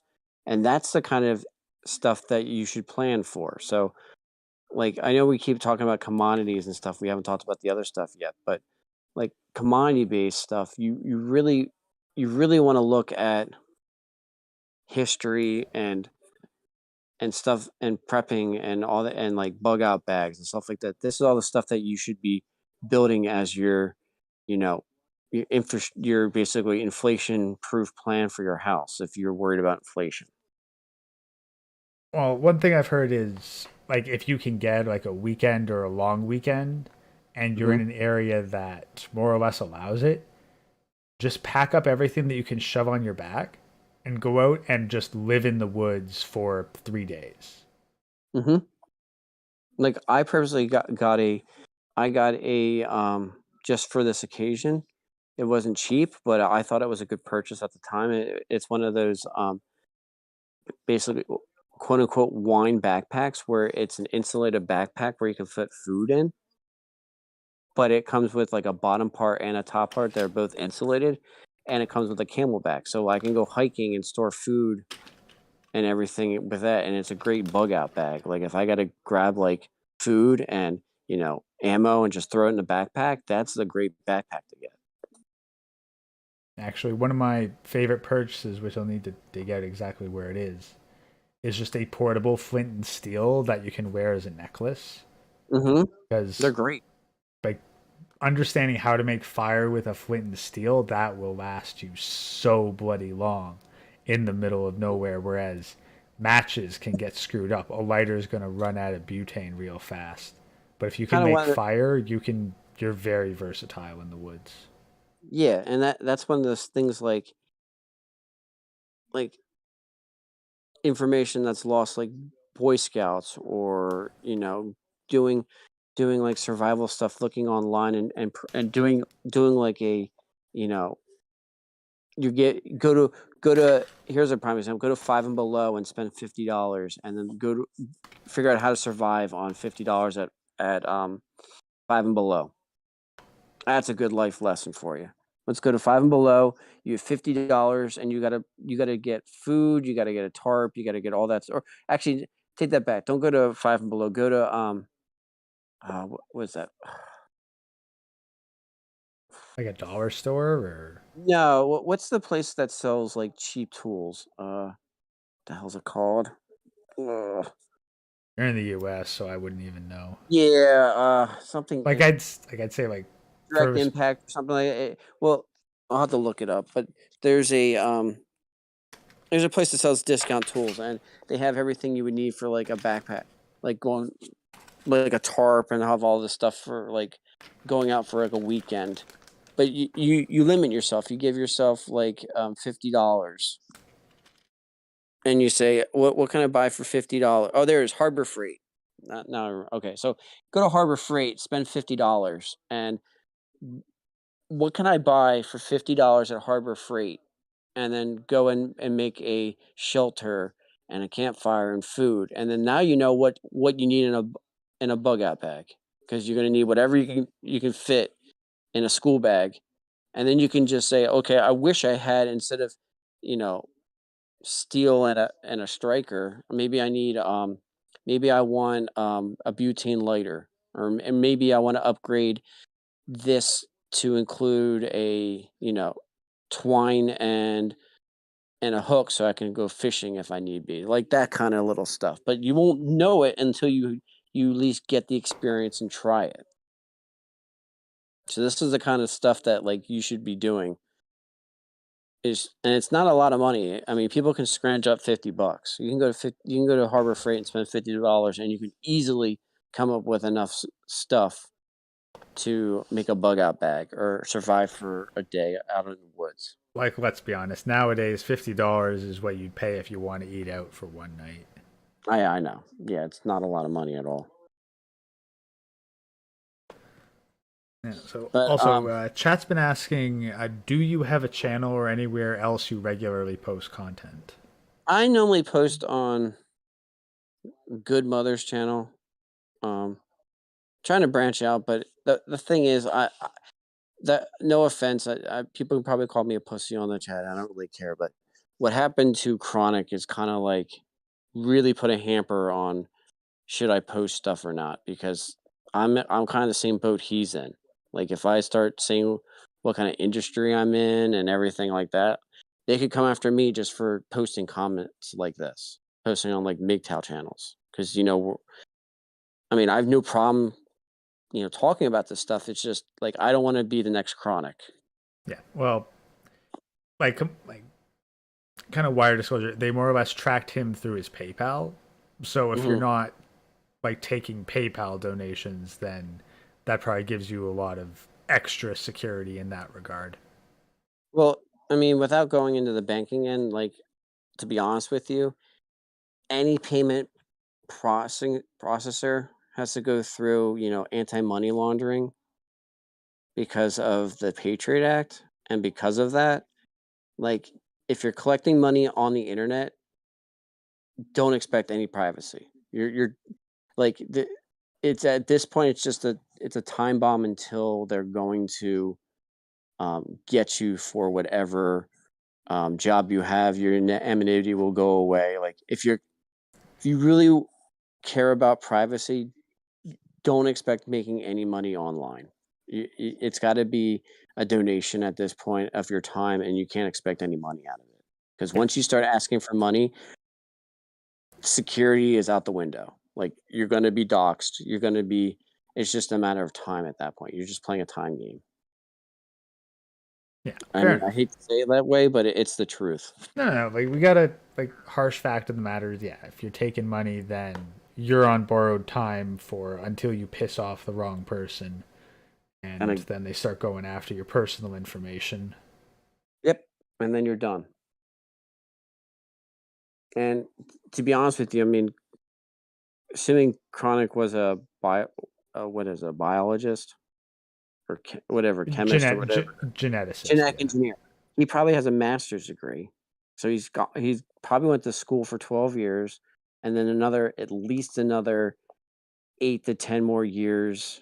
And then just to get his degree, then he's got to have the experience at his job. So he's probably, you know, you're doing with like what, 28 years of schooling and then probably another 5 to 10 years of work experience and then all that thrown away because someone's pissed you off of the internet. Yeah, Chronic is right to be pissed. I'd be freaking livid. Like that's a Well, death wish. yeah. Well, Yeah. honestly, don't want to get too into it, just Oh, I because know. like I mean, I'm he's a dealing fly on the with his wall. stuff. So Yeah, I'm a fly on the wall in that scenario. I just feel for him. But yeah, no. Most of the time, I talk on Good Mother's channel. yeah. So like to answer chat's question, yeah, Bandit Yeah. posts on Good Mother's channel. So if you want more content from him, check it out there. And he's Yeah, also spoken on my channel before. So there's I spoke on Hermit's the channel. yeah permit too. So Like right now, my big project that I've been working on it's right now it's 277 pages in Excel. I'm doing basically a complete crash course on finance. Like basically going from high school to, you know, graduating college in finance and explaining how every little financial instrument works and how to basically do finance, like do investing and all that stuff. So everybody's gonna have the knowledge. And I'm not charging anybody any money. It's gonna be free. I'm not a licensed professional in the field. I went to school for it. I understand how it works. I'm in the field, but I'm not a broker or anything like that. So I'm not going to tell you what to invest in. I'm just going to tell you how it works. So you can take this as an educational tool to monetize it the way you want to monetize it, or talk to a financial planner and not waste your money because it's just like a lawyer. They're going to charge you for their time. So the more you're educated on something, you can ask educated questions and bring all the prep work in and say, look, here's my plan. How do I execute this? And then they'll go, okay, we need to tweak ABC, and then you're good golden, and here's your game plan. And I'm charging you, $60 instead of 3 weeks of work, and you're going to get a $6,000 bill. Big difference. So that's what I've been working on. Well, honestly, It's probably going to be definitely probably going to link be me. Sorry, definitely link me your stuff via Discord, and I'll post it in my community tab. That way, like my audience can get access to your broader stuff. yeah, but that's going to be at least another probably 6 months because I only have limited times that I'm working on because of all the stuff I'm working on right now. But like I'm working on it every single day. It's just I don't have a lot of time to work on. It's like an hour a day, Yeah, but still, I'm adding to it. There is progress every day. It's just going yeah, to take some time, yeah. But and like I'm probably even other like channels you've spoken on or interviews you've had, like if you can link those episodes, then I can post them on the community tab for my chat. okay. I can do that if people want to listen. But talking about the investment end, okay, so we're past we're past the bare minimum of stocking resources up. I have my cars paid off. I went in and locked in my rates for all my stuff is now locked in rates, and I did everything to protect myself because of inflation. Now I have extra money. What am I supposed to do? Okay, so the first thing you're going to realize is there's a thing called there's two websites I really want everybody in the chat to really look into. One's called FINRA, FINRA.org, and the other one is called Investopedia, just like Wikipedia, but Investopedia.com.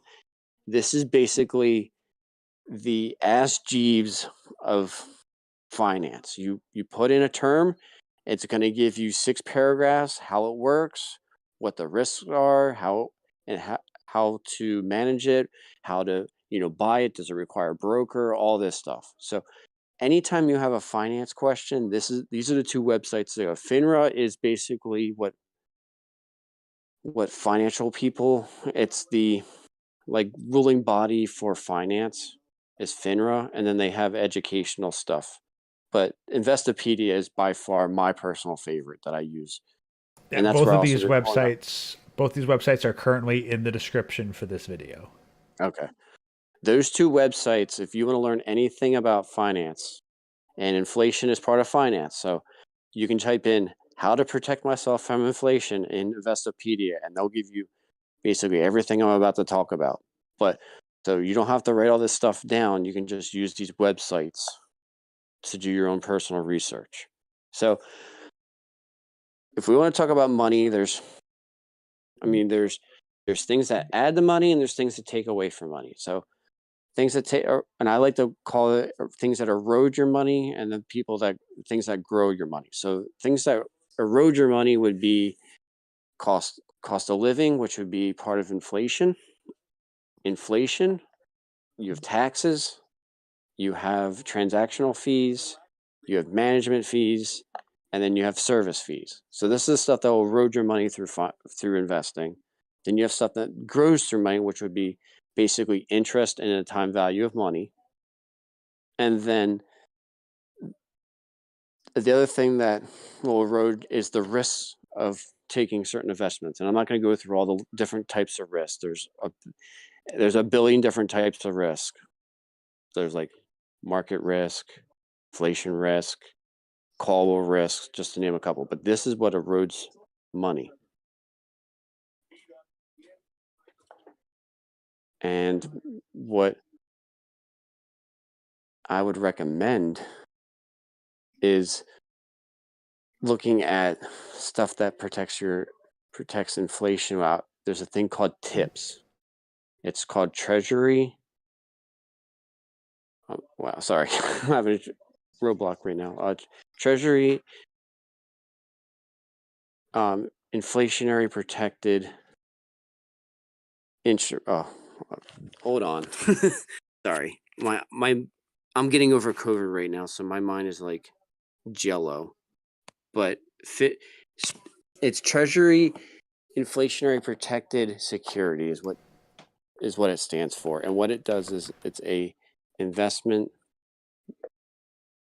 that it's protected by the government, and it uses the consumer price index to charge the interest, and then that interest is paid in semi-annual payments based off how much you invest in. So say you have $1,000, okay, and right now inflation is 9%. So you're going to get 4.5% every 6 months. So that $1,000, you're going to get $40.60 every 6 months. And then that's a way to protect your money against inflation. Now, it doesn't give you any profit. The whole purpose of it is to protect your core investment so you don't lose the value because of inflation. Inflation basically is a poor person's tax on the amount of money supply that's out there. The more money is out there, the less it's worth. And that's how you get inflation. And the thing that pushes inflation is called the consumer price index, which is what the government uses to track all the different costs of all consumer goods. And that will determine what the inflation is based off of what each sector is. So like not everything's the same. Like food sector might be, 10%, automobiles might be 13, tech might be 2%, but the overall inflation might be 9, depending on how they weight it. So tips is a great way to protect yourself, and it's a very safe investment because it's backed by the government. So anything that's backed by the US government is the safest type of investment. It's the chances the government goes into default very low. The US government goes into default, we got bigger problems to worry about getting your money back from tips. So that's how that works. You can always put yourself into gold and silver because that's always a good hedge for inflation. There's always commodities to buy, like we talked about. There's strips, which is basically a modification of tips, but the difference with that is it's more of a convoluted way of doing tips, but the difference is it's more for like the financial end. It's like for broker levels.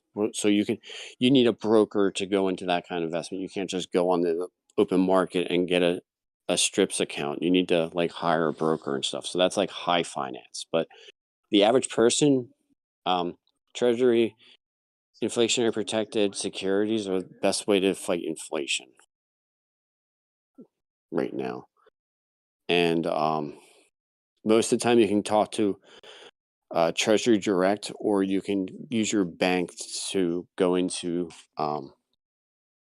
that kind of investment. But just remember, I'm doing this as a teaching tool. I'm not telling you how to invest.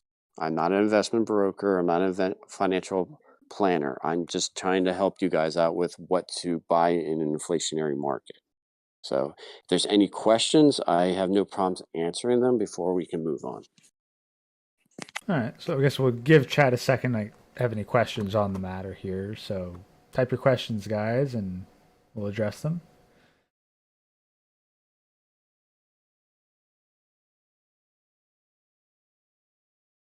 All right.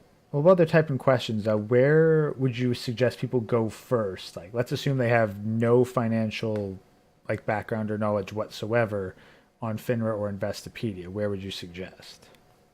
Well, the first thing I would always invest in, remember, anytime you're doing with investments, it's like treat investments like you're going to the casino. Okay, I can either make $20 or I can lose my shirt.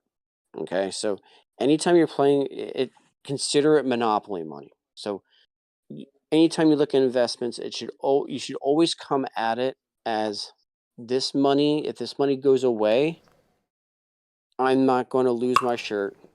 That's why we're saying the hierarchy investments is you got to have your basic needs paid off first before you can even talk about investments. Because in order for you to take advantage of a situation, you need to be heartless when it comes to investments. Like I hit my target goal, I sell. I can't just be like, oh, I hope the market's going to continue and let my emotions take a hit. I can't do that. If I let my emotions go in, what's going to happen is I'm going to either wait too long and lose my potential profits, or get nervous and sell off when I should not sell off. So anytime you're talking about investments, it's got to be on an emotional level. You got to be cold about it, and you got to have a plan. Everything in finance is about a plan. There, you got to come up with an overall strategy. You got to use cost benefit. So if I put my money here, that means I don't have money for something else. So is this cost worth the benefit that I'm doing? And the benefit of me investing in this is going to cost me, where I can't use this money to invest in something else. And then you always have to look at the feedback loop and trying to be always, and I think MGTOW is perfectly designed for this, because they're always in that feedback loop. I want to improve myself. So in order to improve myself, I need to look deep into myself and move on and improve myself even more, and so on. Feedback loop is needed for finance. So you look at, I invest, here's my strategy. I'm going to assess my strategy. Is it working? If it's not working, I need to reassess it. If it is working, can I improve? Because you can always improve. So this is kind of the basic level of emotional finance. You got to understand where you're at and how to actually understand the terms that you're dealing with, and then executing that plan. So a lot of people in finance, there's two types of people. There's the salesman and there's the teacher. You always want the teacher. If you have someone that's just trying to sell you a bit of goods, they're just in it for the commission, you need to cancel that person and just never talk to them again, because they're a shitty finance person. You need a teacher. And you need never invest in something that you don't understand. You ask questions, and if it seems convoluted or doesn't make any sense to you, it's probably too good to be true. I would avoid it. Okay. Now, actually, interesting things brought up in chat here. So, physical versus certificates. Is physical 100% always better to get, or is there ever an advantage to certificates? Never advantage for a certificate. And I'll tell you why. Physical gold is physical gold. I can touch it, I can smell it, I can bite it, I can do whatever I want with it. Certificate is basically like a promissory note. It's a promise. I promise that there's gold, and I will get you this promise, and and damn you if you don't have any gold, what do I have left? I have a piece of paper saying that you owe me gold. That's might as well call that friggin' toilet paper at that point. Anytime you deal with the commodity, you never get a certificate. You want to deal with the physical hard asset. If it's gold, I want to touch it, I want to smell it, I want to see it. You know what I mean? That is gold. It's tangible gold. I have it in my hand. I don't want a promissory note saying, hey, I promise to give you gold when I have the next batch of gold, but I have no idea when that's going to be. Or, we might just go under as a business. Kind of remember those back in the day, they had those Gensu knives, and I love to use this scenario. The Gensu knives was a lifetime guarantee, but it's every 2 years. It used to be Gensai 3 has now went over bankruptcy. Now it's Gensu 4. So any of those knives that are bought 2 years ago, guess what? They're not lifetime anymore, because that company went under. This is the same thing with promissory notes. If the business goes under, guess what? You got toilet paper at that point. You spent all this money for toilet paper. So anytime you have a chance to buy hard assets, and the reason why they're called hard assets, they're physical assets that you can physically touch, you physically see, you can physically taste. I would never get a promissory note, especially for something that is as easy to get as gold. You can go to a pawn shop, you can go to a gold dealer, get the physical gold coins. Now, you want the physical hard assets. You don't if you want to buy silver, I wouldn't, depending on what you want to do with it. If you want to use it as an investment, get the higher grade silver. If you want to use it as a trade commodity, no one's going to give a shit if the silver looks like a dirty dime or it's polished silver. Okay. Silver is still silver. Gold is still gold. As long as it's, if gold is 24 carats and you got a piece of 24 karat gold and it tests for 24 karat, who cares what it looks like? It's still 24 karat gold. If you're just there as a trade commodity, it's all about quantity, not quality. If it's looking at it as an investment, quality is important. So it all depends on what you're trying to get out of the gold. What about coins versus bars? Coins are Now, remember I told about scalable coin in a time when you actually have to trade these goods. How hard is it going to be, especially for 24 karat gold? You're going to have to take this gold bar, test it, which is going to lose value in itself, and then after that testing, you're going to have to, take a chisel out or squish it with your hand because it's 24 karat gold, and then take a scale out and say, okay, I'm going to measure out 28 grams.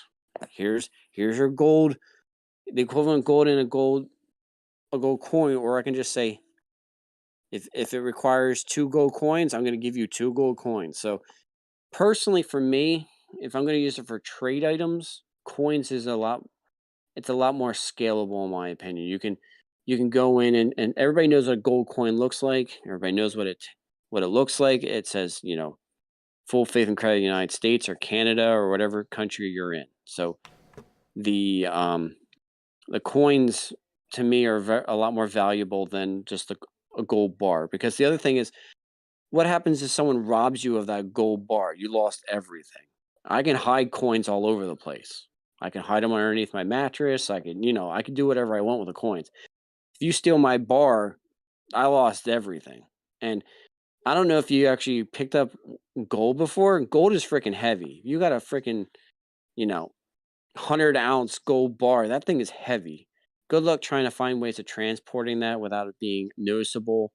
And it's heavy as hell, so you'd have to have a backpack, and then you're opened up.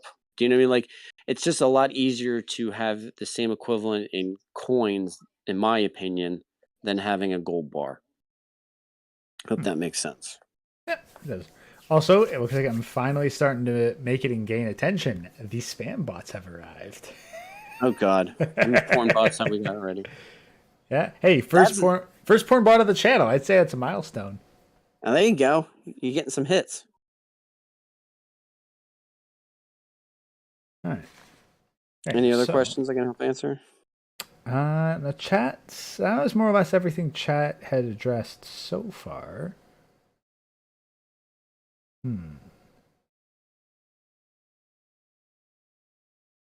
Okay, so, what's your current read on the stock market? Is it worth even investing in stocks these days, or better to focus on precious metals? Yeah. What are you doing? You watch the video. Why? Why not up here? No, it's fine.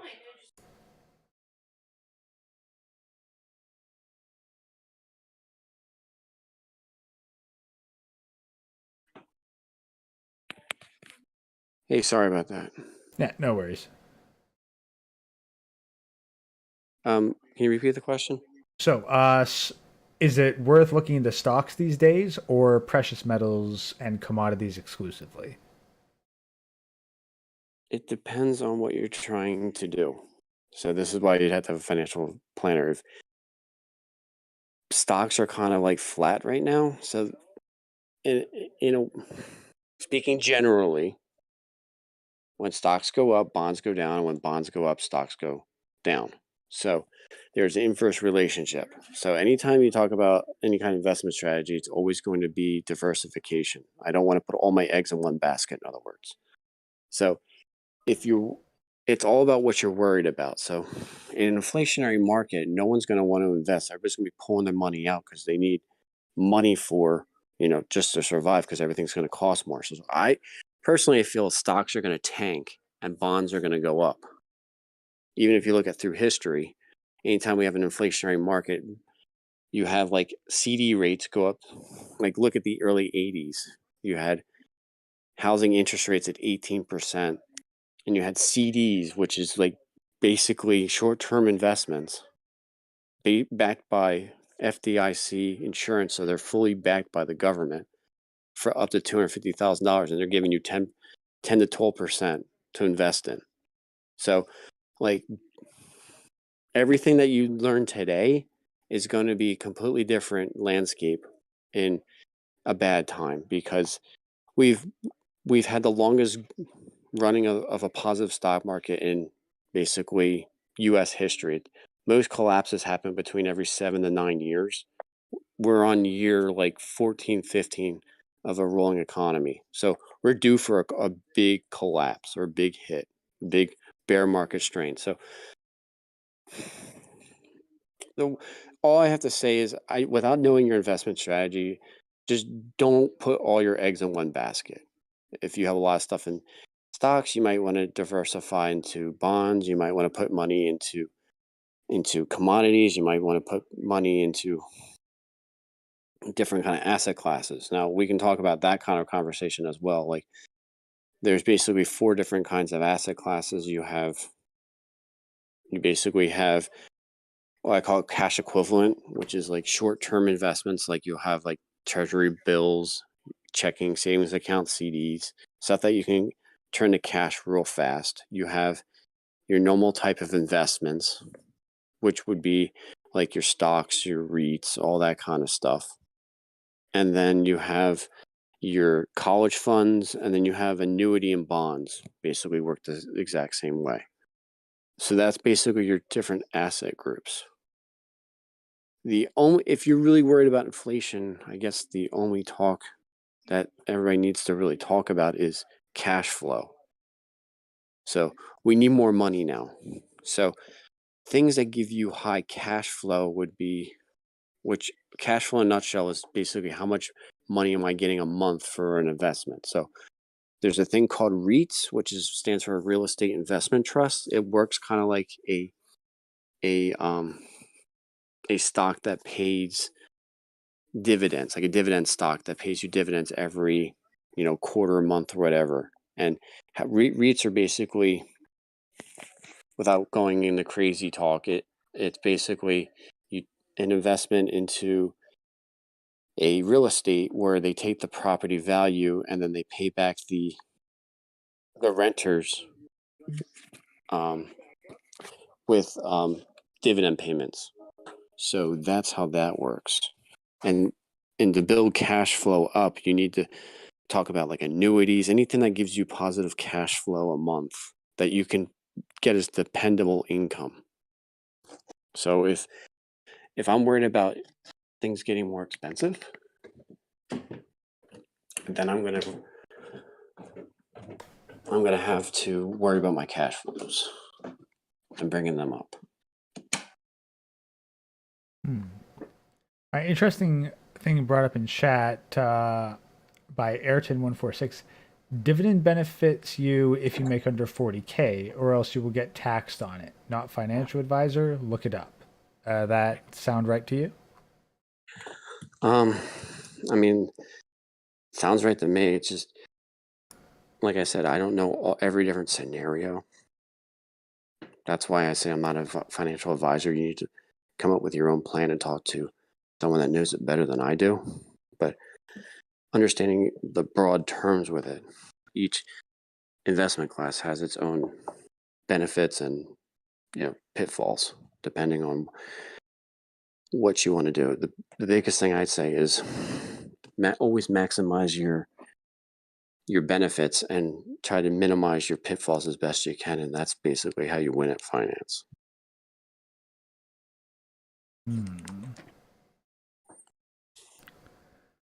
It seems reasonable.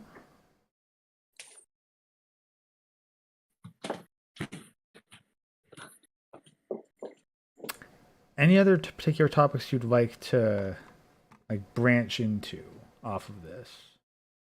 Because we've covered kind of like the broad strokes from like the small end investments to like now fairly decent sized ones. Mm-hmm. Any just best practices to consider, perhaps?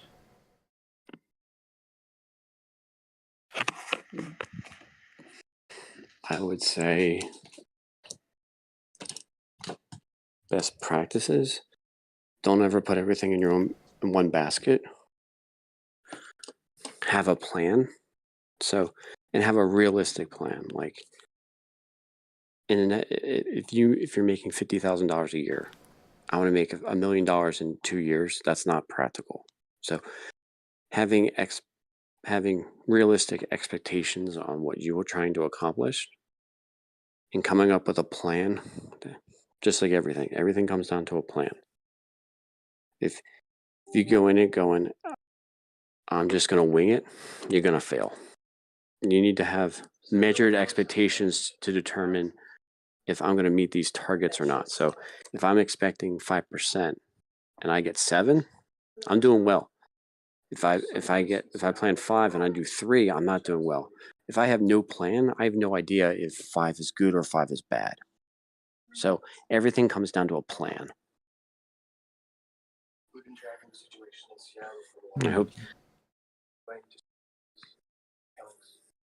And like I said, you're talking about right now the stock market doing well. What's going to happen is with interest rates rising, bonds are going to start doing well, and then people are going to start moving to bonds. But bonds, if you're worried about inflation, I would only worry about short-term bonds, which is bonds less than a year. Because anything over that, the increasing interest rates are going to make long-term bonds very sketchy, and it's going to be hard to get out of a bad. Like, for example, if interest rates keep rising, you won't be able to maximize your return because no one's going to want to buy your bond because you're not earning the rate of return as the market. So you're going to have to sell that bond as a discount if you want to get out of it, which you'll be losing money. So it all depends on your financial strategy that you want to take place and what you're scared about. If you're scared about inflation, there's certain things to invest in. If you want rate of return, because most of the things that you're investing with protecting from inflation, it's normally very low risk. So the rate of return is really crappy. You're not going to earn the money that you want to do. It's all about risk versus reward. The more you're willing to risk, the higher your return is going to be. So you have to basically, first step I would honestly do if you're trying to invest, run a risk profile. Figure out what's your risk. Are you a high risk person or are you a low risk person? Because that's going to identify what to invest in. Next, figure out what your goal of the investment is going to be. I want this investment to grow, double its money in 5 years. Okay, well, there's a thing called the law of 72. So take the interest rate divided by 72. That's how many years it's going to take for that to double the money. So if you have an interest rate of 8%, it's going to take you 9 years to double your money. So that's basically the law of 72. It's an average. It's not exact science, but it gives you the ballpark. It's stuff like that to figure out and come up with a game plan that's well more important than what to invest in. So if you take anything from the stream, come up with a game plan. Don't put all your investments in one basket, and you're looking for a teacher in a financial planner. You want someone that you're going to tell them what I want to do and how do I get there. And then it's all about cash flows. So if you got bills, you want to know, can I cover these bills with these investments? So knowing when the stuff matures, knowing what the interest rate payments are going to be per month, per quarter, at the end, when to capitalize, because sometimes like CDs, if you miss the maturity date, it automatically rolls over and you got to wait another 6 months. So understanding all these kind of aspects of different financial instruments makes you understand what you want to invest in and what limitations and pros and cons for each, because there's no one size fits all. I can't just say every single scenario you should do X, Y, and Z. It all determines how much money you have, what fees you're willing to pay, what advantages you want to have, and what opportunities you're willing to use, and at the same time, what opportunities you're willing to give up, because you don't have infinite money. You can't just take advantage of every good scenario. You have to determine what's good and what's bad, and if this is a better investment, should I pull out? Is it worth me losing money on this to gain it doing this? So it's always a cost benefit.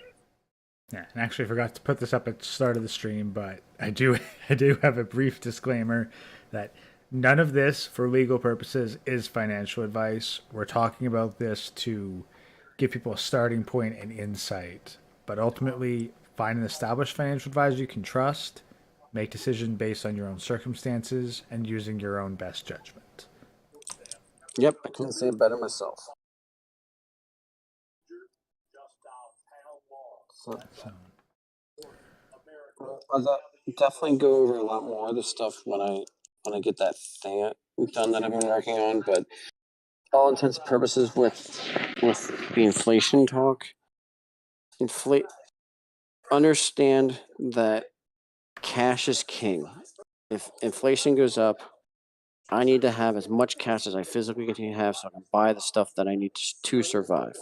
Whatever gets me the highest cash flows and the most amount of cash in my pocket in the short amount of time, the best I'm going to have to mediate any kind of problems I face. Because what investing does is it allows me to have different options that I have that I would never have if I didn't have the money. So, prime example, if I have if you have $5 in the bank and you have $50,000 in the bank, if you have $50,000 in the bank, I can go in and invest in opportunities or take advantage of opportunities that if I have $5 in the bank, I can't do those opportunities because guess what? I can't take advantage of those scenarios.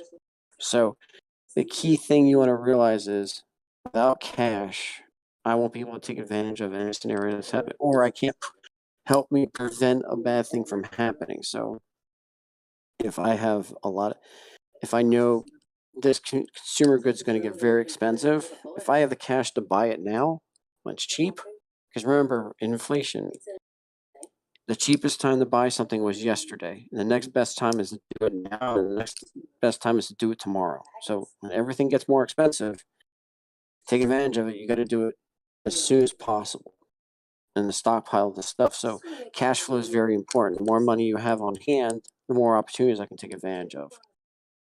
The less money I have, I'm really don't have much control of the scenario. And without any control, I'm basically, I guess the best way of explaining it would be if you're in a river on a canoe, and if you're traveling at the speed of the water, you can't control the canoe. The river is going to control the canoe. You're going to only take advantage of the situations that are presented, and you're going to have to make some really hard decisions. If you have extra money, that's like having a paddle in a canoe. I can steer that canoe. I can avoid the rocks. I can go down the waterfalls. I can take advantage of the speed of the river to make me go faster, and I have the control. So that's all what money is. It's allowing you to control your destiny. The more money you have, the more options you have. And it basically, money is not evil and it's not good. It's indifferent. All money does is amplify your personality. So if you're a shitty person, you become a shittier person with money. If you're a good person, you become a better person with money.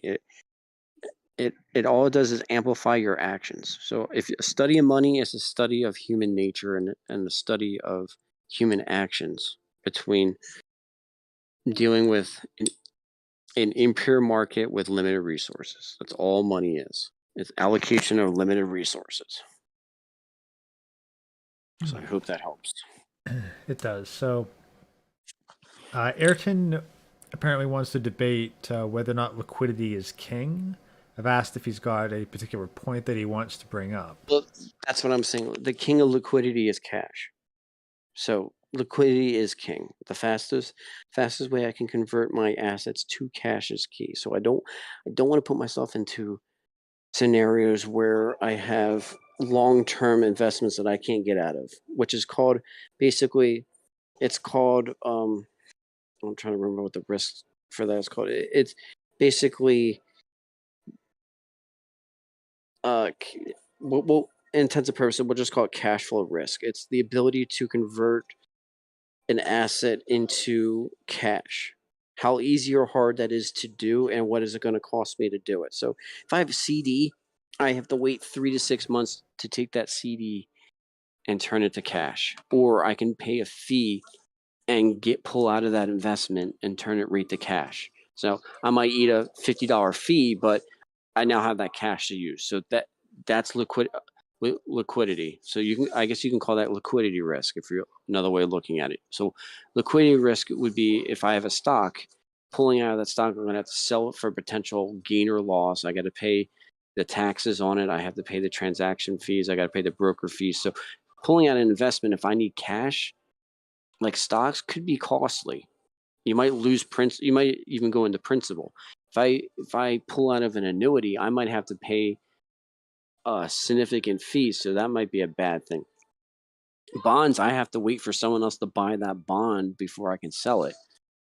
So finding a matching buyer in a market with inflation might be very difficult, and I might not be able to sell that bond. So liquidity is 100% the name of the game when it comes to inflation, because as stuff becomes more and more expensive, I'm going to need to spend more and more money to buy things. I need to convert cash with all my investments. So keeping things short term, keeping things able to go back into cash is very important. So I agree with that guy 100%. Okay. Anything else to wrap up? Because honestly, I can't think of much else to dig into here. So, like, you're kind of the expert in this field. I'm more so just the soundboard to bounce off of. Yeah, I mean, like, I don't want to drag everybody into the weeds. I kind of want to have an overall discussion, because I think if I focus on the weeds, it's just going to bore people, and it's not really what everybody wants. Everybody wants to know what overall stuff to look into, and not going into the weeds is what kind of stuff to go into. But for me, it's tips, commodities, short-term investments, short-term bonds, CDs, anything that can earn you extra money that you can pull into cash is very important. And then making sure you build your stockpiles up, because anything that you have is now a tradable good that you can trade it for something else. So it's all, the name of the game is assets. The more stuff I own, the more stuff I can trade, the more stuff that you might want that I can trade for stuff that I want. Because if you can't afford something, you're going to have to trade for it. Hmm. What about the 2.5 hour mark? So, do you want to just give a conclusion here, or is there another topic you'd want to dive into at this point? Um, I guess the only other thing that we haven't hit, and then we can end it after that, is real estate. Real estate is another good asset for doing inflation, because if you can lock in interest rates, and then you can be making, and inflation goes up, so you're getting paid more with a locked in bond rate. So like, or mortgage rate. So if you have, for example, if your mortgage of $100,000, and I used to be making 50, now I'm making 75, I just made it 25%.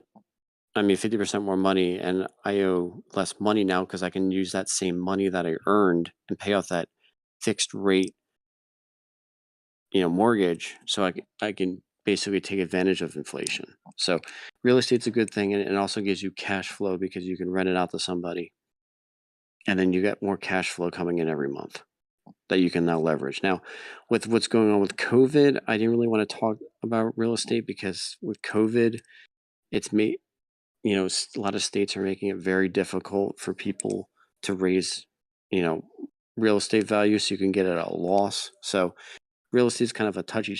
It used to be a great idea for inflation, but now I don't know, just because of, like, California and stuff has made it so that you can't increase rent values. So you'd have to go on a negative, so you're actually losing money with real estate. So I don't know. It used to be a great tool, but nowadays I don't know. Now, REITs, which is real estate investment trusts, I'd recommend looking into those. So REITs. Look into real estate investment trusts. It's basically a way, they basically, in a nutshell, made it into a dividend stock. They turn real estate into a dividend stock, and then you get the monthly mortgage rates, or the rent fees. It gets converted in into basically a dividend, so you get paid, every quarter, or every 15 days. So it's basically another cash flow thing. So yeah, so REITs would be a good idea too. So, and I am kind of, if in the last thing that you probably could invest in, but it's taking a beating right now, is probably cryptocurrency. And I'm not a big fan of crypto, just because it's new and it's been taking a beating lately. And frankly, it doesn't have the track record as other investments. So I don't really trust it yet. Like, we really haven't had a time when cryptocurrency has been hit by a really bad downturn in the economy where like you had an inflationary market. This is new ground, so I don't know how it's going to handle, especially with the volatility of the market. I don't know if it's a good idea or a bad idea, so I don't want to really touch on crypto. And it's kind of like a sore subject for a lot of people because people love it or people hate it. There's no like happy medium. People are going to say that crypto is the best thing in the world or the worst thing in the world. So that's why I kind of avoided that topic. But that's basically all the different kind of assets that you can invest in an inflationary market. But just remember, cash is key, and try to build up your assets and try to get out of debt as best you can. Yeah, So, personally, guess we can. my 2 cents on crypto is if shit hits the fan, crypto will be completely worthless because you need like internet for it to even be able to transfer it. Like, I'm very much team precious metals when it comes to investments. If someone thinks that they can play the crypto stock market and is okay losing their money on it, fine, but I really don't see it valuable in the long term. I can see that. The only downside with the other downside that most people don't realize with crypto is it's not it's not a hard asset. So how are you going to trade it? Like you were saying, if you don't have the internet, how are you going to trade, a promissory note? Like, because it's not something that you can physically see or physically touch. Good luck trying to, you know, I'm going to have to go in my wallet, exchange it out for US currency. Then I'm going to do the exchange rate, change it for cash, and then finally trade your cash. And each time I have to, you know, pull it out of the Bitcoin, that's going to cost me money. I got to exchange it from Coinbase to a currency. That's going to be a fee. Then I got to do a currency swap. That's going to be a fee, and then I'm going to have to pay a cash fee coming out of an ATM. So how many times did I get dinged to actually go from crypto to cash? Yeah, Because and everybody's honestly, going to want their piece of the pie when you pull out. yeah, I think that's actually one of the funnier thing about NFTs is that the original creator of the art piece is supposed to get a percentage of every transaction. It's like, how the fuck are you going to make money on an NFT if someone's getting a piece of the pie every time you trade it? I'm still half.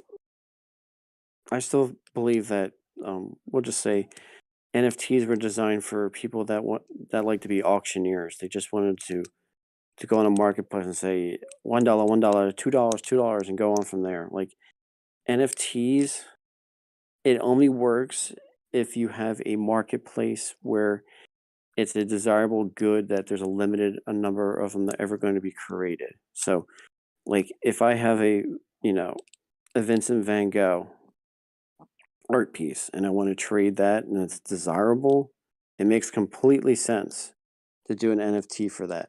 But if I'm not a established artist or I have a desired thing, like I draw like a squiggly line and I said I'm only going to draw 30 squiggly lines and each squiggly line is going to be worth $1,000. So I'm going to trade this whole thing for 30 grand. Good luck trying to find somebody that's going to buy that for $1,000 for a squiggly line that anybody can draw. So it only really works if you have the talent and you have something desirable to actually trade. It's like an Etsy thing. Like if I can design something on Etsy that's something that someone can buy on Etsy, I'll take that Etsy product and then make it into like an auction setting. That's basically an NFT in a nutshell. Honestly, you're quite generous. I'd say that NFTs are the same as Teslas and iPhones. They're for people with more money than brains. Yeah, agreed. But I'm just saying that's how I feel about them. I think they're complete garbage. I think it's just a way for smart people to take advantage of poor people. They say it's like the what was it? Do you know like in the 90s you had those The dot Beanie com Baby bubble. Oh, Beanie Like Babies. Yeah, the Beanie Beanie Babies or the Babies. Pokemon cards or the top, or like any kind of fad that happened. That's what NFTs are to me. They're just a giant fad. First edition comics. Although, let's be honest, if people did hang on to their Pokemon cards back in the 90s and kept them in mint condition, they are actually worth some money these days. Yeah, But but that's still for, like a hard asset versus an NFT, which, yeah, like, but let's talk about that real quick. If for the amount of fads that were out there, for how many Pokemon trading cards there are that made people made money on, there was Pogs. Do you know what I mean? oh yeah. Like so like, and if anybody knows Pogs from like the early '90s, they were just like little cardboard design coins that you would flip, and then some of them were worth more. In other words, were not worth that much money. But the point is, they fell out of fashion, and no one wants them anymore, and now they're just garbage. So, like, like I was saying, for the amount of people that bought Pokemon cards, there's going to be 10 times as many people that bought Pogs. Yeah, I think part of the difference is that Pogs died off, whereas I think that Pokemon trading cards are still actually in circulation and being sold. True, but the problem is, it's always going to be greed.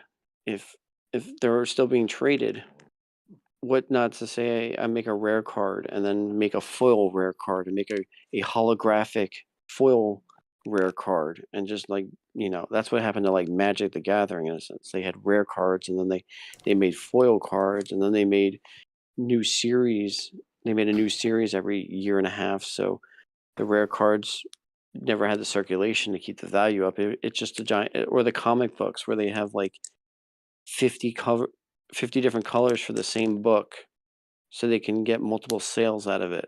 You know what I mean? Like, you might have like Spider-Man 2000 issue, but there might be 15 different limited edition covers, and that's how they make their money. It's the same kind of like that kind of greed. Eventually, people are like, enough's enough, and then the whole bottom collapses out of it. Oh yeah, like let's see, it is very much like a scam in the moment, and Magic's got a really good like kind of scam going on because like you're not just selling like pretty artwork, you're also selling like actual mechanics in a game.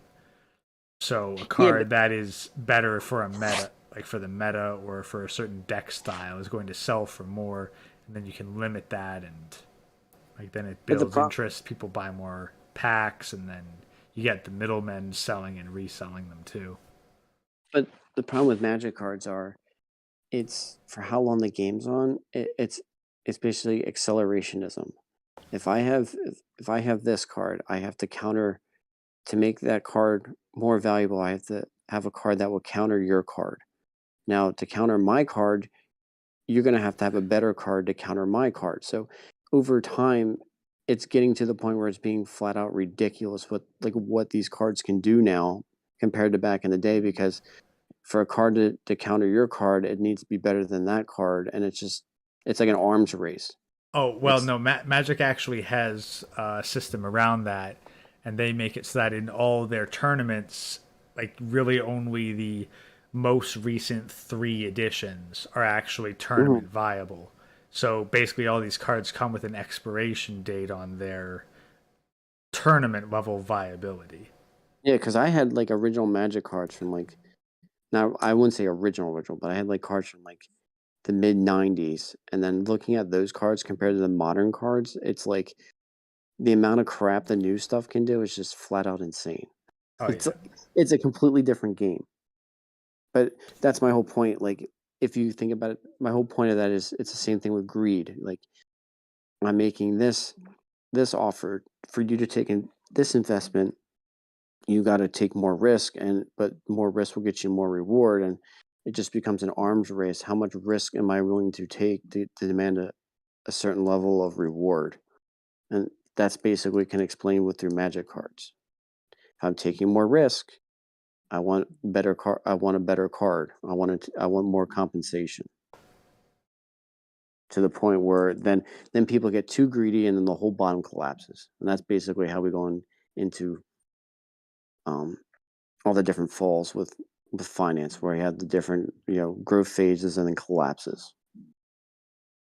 So I guess if there's any other questions in the chat, and then we can end the stream if that's okay with you. Yeah, so all right, about 2, 3 more minutes, guys. Ask any final questions you have for either myself or Bandit in chat, and we'll address them. I'll give them a second to get their comments in because stream's always behind the actual Yep, dialogue. that's fine. I haven't been following the stream because I'm so worried that Discord's gonna kick me off. Well, honestly, it's been holding pretty well. I found really good results using Discord versus using StreamYards because the other ones I jump onto, StreamYards usually has some sort of lag issue. I think that the volume's good as well. I don't think anyone's complained about volume level. Okay, well, that's good. uh, Age, weight, dress size, like Plisket, I'm a fucking ghost made of an ethereal body that was brought about by Kush smoked in the Aztec temple. I don't think any of those things apply to me. It's too funny.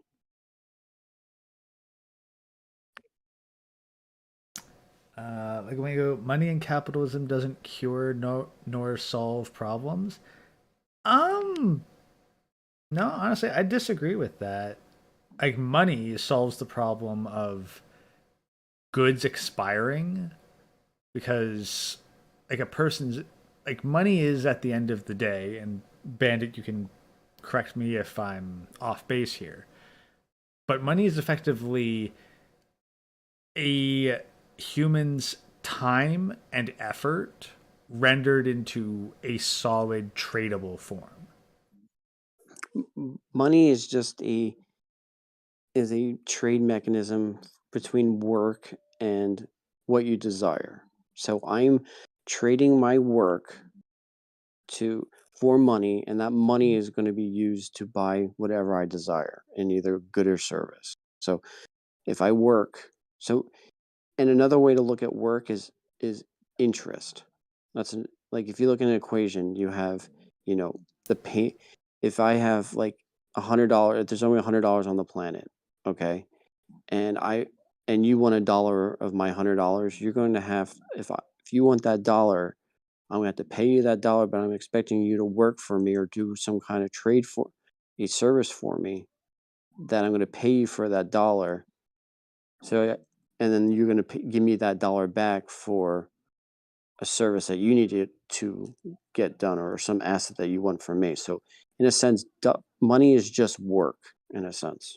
Well, that's the And thing. like, That's the thing. Like that's why I say money is time and effort because for work to be done, energy must be applied from a human, i.e., the effort, and it must be done for a certain period of time. You can't accomplish a task instantaneously, no matter how trivial. but the thing is, the only reason why I try to avoid saying time because a person's time is relative to how much they're worth. And it's horrible to say it this way. Like, for example, a millionaire, a person that runs their own business, a minute of their time is worth marketplace value. I'm not saying individual wise, I'm saying marketplace value. It's valued more than a worker's hours worth of time. So, Oh so yeah, with like I time, try to like the avoid talking about the value. time because it kind of convolutes the whole argument. I mean, I understand what you're saying. I just try to avoid it. Yeah, fair enough. Like both, like the value of the time and the value of the labor would be variables if you were to render it into an Yeah. equation. Hmm. But essentially, it's like money equals time x effort. Because like even if you didn't, because even if you wanted someone to just stand around and do absolutely nothing, incredibly low skill, you'd still need to offer money of some kind. And that's really what you can get for money. Even a good, like, yes, you're paying for the physical object, but you had, like, say, an apple, but you had to Hmm. pay for someone to grow the apple tree, raise it, protect it, pick it, transport it, and then put it in a position where you could actually acquire it. All of those I consider like time and effort of humans. It's not so much the good. If an apple is just on the ground without any humans' involvement, you don't need to give any money to the ground in order to do it. It's only when a human gets involved that money becomes involved. Yes. Well, money is just the trade mechanism. The only reason why money is actually a thing is because a barter system is very, very inefficient. I have to make sure I have the goods you want, and you have to have the goods I want, and then we're going to have to exchange those goods at a price that we agree on for that transaction to happen. Money just takes that all away. It becomes the medium that we can actually go into to exchange those goods and services. So money, in a sense, is for money to work, it needs to be transportable. It needs to be denominable, meaning like $1, $2, $5. It needs you can grow it, you can shrink it, you can part it off. It needs to be it needs to store value, and it needs to have something that gives it some kind of intrinsic value. Because we used to use, I mean, when we were cavemen, we used to use pearls, then it was gold, then it was dollars. And today it's just the backing of the United States government. Well, really, big point of like the precious metal gold is that like it's non-corrosive, and like yeah, it looks nice and whatnot. It also like handles really easy, but gold doesn't erode or decay. Like say it's clean water can be tainted, but hmm gold is gold no matter what. It's an element. It's not even a compound, But and it's also the very reason why, non-reactive too. the only reason why gold has any value is because gold, I mean, not to sound like a heathen, but gold is shiny, gold is pretty. That through our whole history before electricity, that's the only reason why everybody loved gold was because it was pretty and it was used for making necklaces, and that's why it was desirable. Then once we found electricity, it became one of the best one of the best ways to conduct electricity is through gold. So it actually has value in that sense. So it all depends on who determines what is valuable, and that's why commodities gets a little shaky, because what you value gold at and what I value gold at, without it being an agreed on rate, is completely different. Like you might value your gold at $1,000 an ounce. I might say I'm not really looking at gold that much because I value food over gold. So I might value food at $1,000 an ounce and gold at $500 an ounce. And now we have to, meet in the middle and compromise. And it just makes things more complicated. And that's Yeah. why we kind of went to the cash system because, you know, a dollar, what I agree on what a dollar's worth, you agree what a dollar's worth. And it's also, if the key thing why we businesses use money is because money is the only compensation for a lawsuit. So the key thing that people don't realize is if you're if you have a dispute about a claim, you go to court and you're going to get compensated in money, and that's the government basically roll with money. If there's a dispute, you're going to get payment in cash, and as basically the social contract of money is, we we will put we will have a gun at you saying that this is the only currency you're allowed to use in this country, and we we as a society agreed to this only if the government's going to say if there's any business dispute, the government's going to work out the deal and get compensated through money.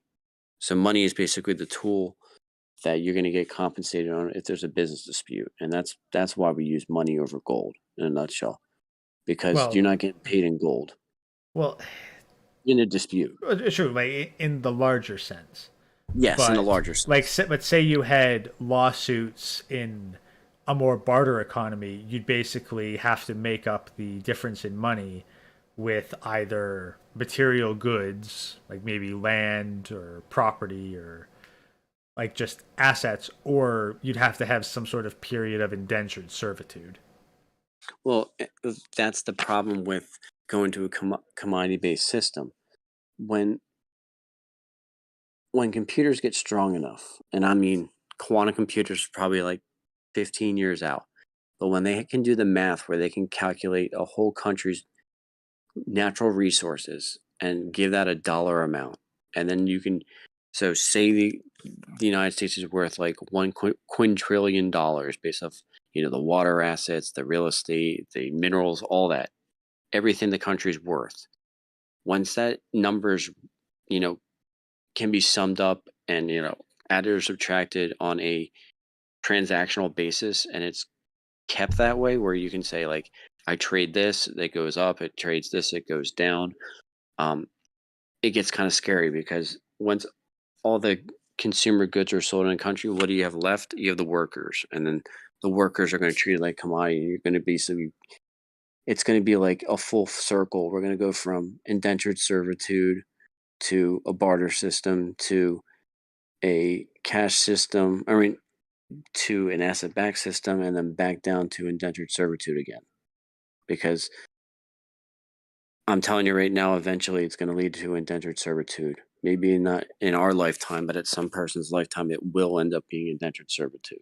I think technically you could say we are in an indentured servitude state because let's be honest, if you're in debt, then effectively there is an amount of your labor that you owe. Yeah, but Like, that's your choice. There's a difference between the government selling all of its assets out and then selling your social security number to China, and then you have to work on behalf of the United States government to pay off the United States government debt. Compared to that with I decided to take a loan out to pay off this. There's a big difference. Like one is technically slavery and one is, you know, um optional servitude. Like it's basically you've made a contract with yourself saying I will promise to work to pay off this debt. So you basically sold yourself into indentured servitude compared to the government forcing you into slavery, because uh, that's what will happen. That's I the think big that I difference. think if you abstracted it, like, because let's look at the amount of money that's been dumped into the economy recently.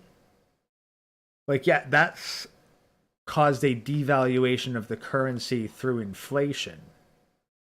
But at the same time, would you not say that that's indentured servitude in a way because you have to work more hours to get the equivalent amount of value? Yeah, but the difference is you took on that debt compared to No, the no, no, government saying, no, no. You didn't take on the like. You did not decide the government to shove a hell of a lot more money into the economy. Like, you didn't consent to that. well, technically, I mean, not to sound bad, but technically you did because you voted as a society. I'm not saying you individually. I'm saying as a society, you voted on the politicians, and the politicians voted on behalf of the average, you know, citizen. Like the citizen always end up being the weakest part of the argument. Hmm. They're the reason why we're in this mess because they want the Gibbs, and people. There's always going to be more people that want the Gibbs than the people that are earning And that we are are actually. assuming, for the sake of this argument, that the prior election of the U.S. was entirely legitimate with no chicanery whatsoever. Just for the sake of the argument. 100%. Yeah, I'm saying under normal circumstances, that's the problem. So it's if you decide to put yourself into indentured servitude compared to the government saying we have no assets left to sell, we're selling our people now, because that's the problem with with a globalism.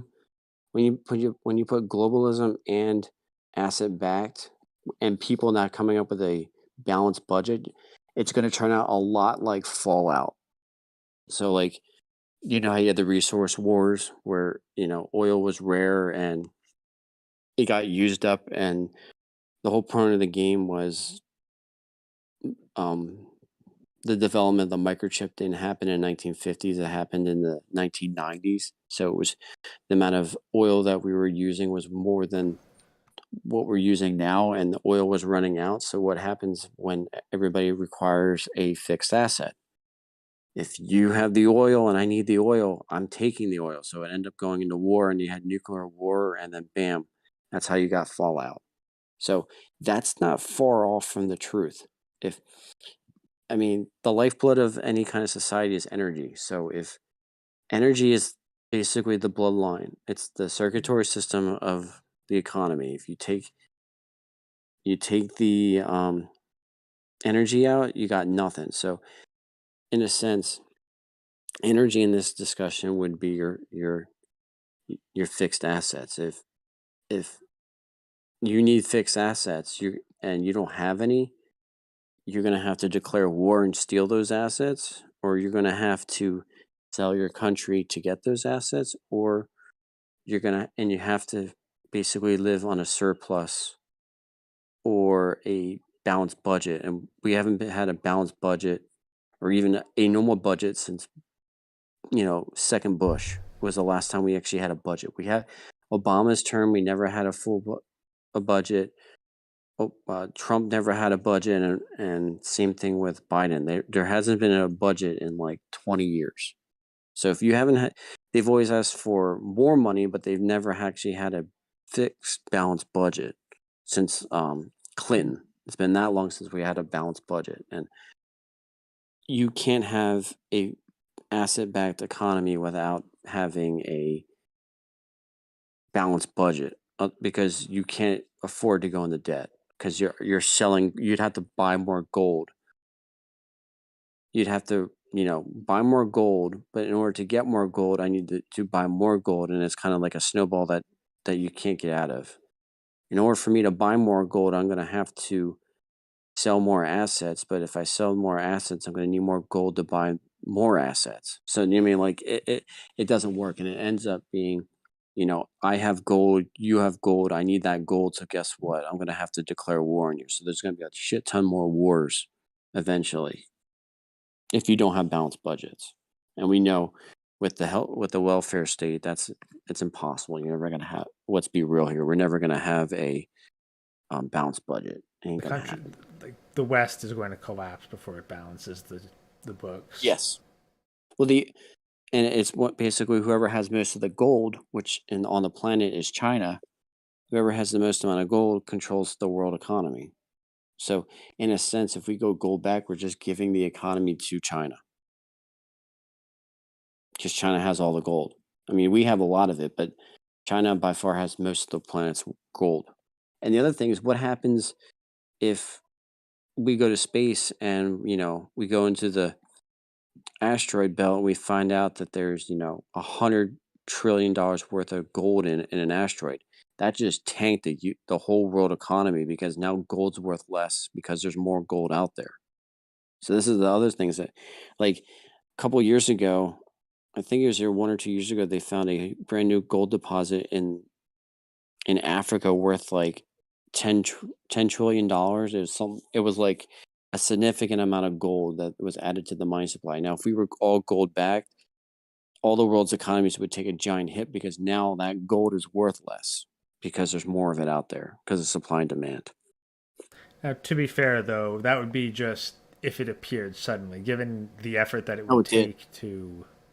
They found it, and it's what the value of the gold is. Because put it this way, once you find that kind of amount of gold, they're going to process it right away, and then that's going to hit the economy. So if there's only like, I think on the planet there was only like, what, 50 swimming pools were of, I think the amount of gold on the whole entire planet I read once was like 50 Olympic sized pool loads of gold.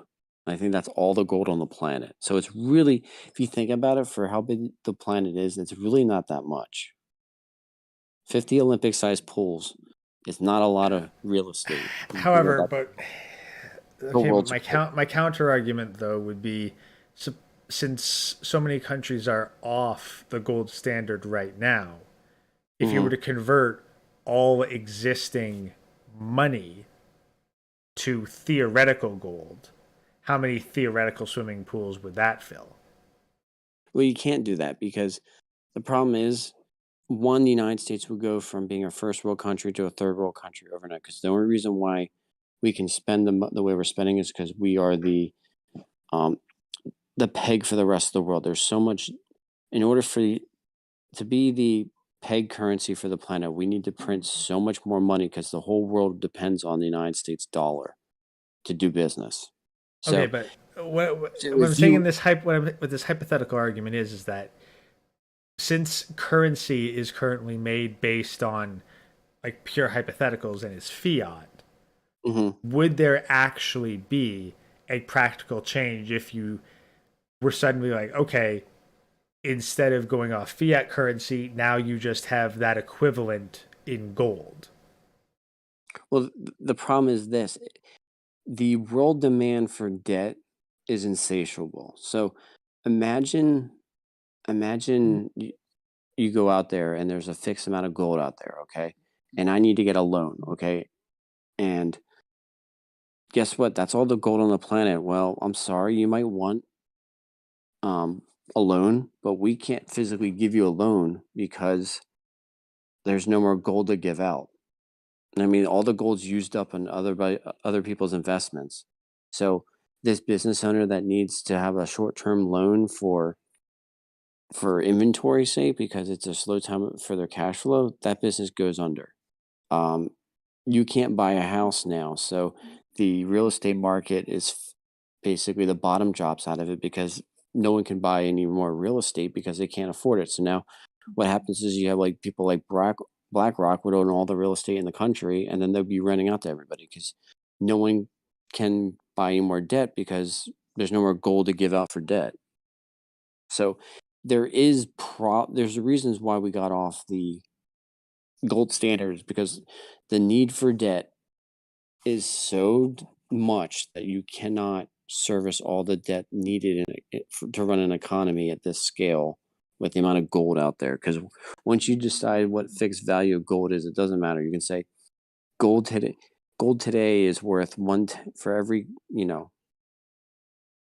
one coin of gold is out there. You can have $10 worth. So then you'll do the whole fractional reserve of gold. Then it'll be for every one gold coin, $100 of fiat currency can be used. And the point is the amount of gold that will eventually back the fiat because of the amount of demand that is needed. People just say, why are we even backing gold? And then we're off the gold standard. That's basically what Nixon did. He said the fractional reserve made it so to the point where there's so much debt out there compared to how much gold is. Why are we even doing the system? It's basically a, a scam at this point, anyways, and everybody knows it is. So why are we doing it? So I put off the gold standard. I'm not saying it's right, but economically, It's what will happen. it's what will happen because the amount of debt out there, you can't service all the debt. Anybody that wants a house, and the other thing that no one talks about, debt is basically currency. So in order for, without going into the weeds here, but um, debt is how money is created. So when you go to a loan, basically when you say you have $100, you go into a bank and you put it into a checking account. Bank goes in and takes that $100 and you with the fractional reserve currency system without going into the weeds with that, it makes $1,000 worth of money that it can use for loans. Now, the bank will charge you say 5% on your on your checking account, but it will charge you the loan person 10%. So that difference is called the banker's rate, and it's the difference between how much money they're promised the people that are giving money to the bank to be used for loans and how much they're getting for the loan amount. But when you decide to buy a loan for $100,000, they just basically typed on the computer $100,000, and now $100,000 was created as cash in for the money supply. So when you pay off a loan, you're taking money from the money supply. You're taking every mortgage payment you're basically taking the money supply and going down by that much. So if there are no under the current system, if there's no more loans, there's no more cash. And this is how we got to the Great Depression. Because the Great Depression was not a it was a money problem. It was not a spending problem. So because there was a run at the banks, there was actually no cash to give out. And because there's no cash to give out, everybody's just defaulted because no one could get any cash because there was no more, everybody was paying off their loans and there's no new loans being created. So there's no money to give out. And that's basically what would happen if there was with the um, gold back. If you can't give any more loans back, there only be so much cash out there and no new cash would be generated. So you would never get a raise. Everything would have to be flat. And basically the dollars out there would be so expensive that they would be buying more things. So like $1 would buy, say, a car instead of buying a loaf of bread. But getting that $1 for the average person would be damn near impossible and people would be starving. So like our whole system of money is basically done by debt service. So if we're not creating more debt, we're not creating any more money. And to service that debt, when you create with the money supply, that only covers the payment, it doesn't cover the interest. Interest is the work. So it's like a debt snowball where you have more money you creates more interest, and pay off that interest and need to create more debt. So that's why we have the debt snowball that we have today. So there's a couple great videos to watch about this. It explains it better than I am. Actually goes into a well thought out discussion about it. I just don't want to bore people in the chat about it. The keynote with the whole thing is without debt, there would be no cash. And without any cash, you wouldn't have any money to spend on debt. So it's kind of like the mouth eating the tail at that point. It's definitely something to look into in more depth. I'm not entirely sure that I fully understand it, but Well, I can send you videos about it. They're like an hour long. Like if you really want, but in a nutshell, it goes over exactly what I talked about, and it's called yeah. I'll send it to you in Discord, and then you could send it to the chat if they really want to go into it. It really goes into an explanation of the whole banking process, and it'll actually go into the history of banks, everything. Then you'll actually understand how this stuff works. And I'm not, trust me, I am not defending the banks at all. They're freaking scumbags. But when you understand how the system works, you can actually understand why they do things and why things work the way they work, even though it doesn't, for most people, it doesn't make sense. What you think should happen, the opposite is true. And this explains why that is. Because once you understand that, you're going to have like a eureka moment going, oh, now I know why they're doing this shit, because they don't have X or Y or Z and they're trying to get, A, B, and C. all right, yeah, definitely send that to me, and I'll toss stuff in the community tab for everyone else to look at because it Yeah. does sound like one heck of a rabbit hole to go into. Oh, it's one of those rabbit holes. It's good for you to understand how, like, especially if you're into politics, like understanding the money supply is probably explains probably half the dumbass decisions that Congress does. Once you understand that, you go, "Holy crap, it all makes sense now."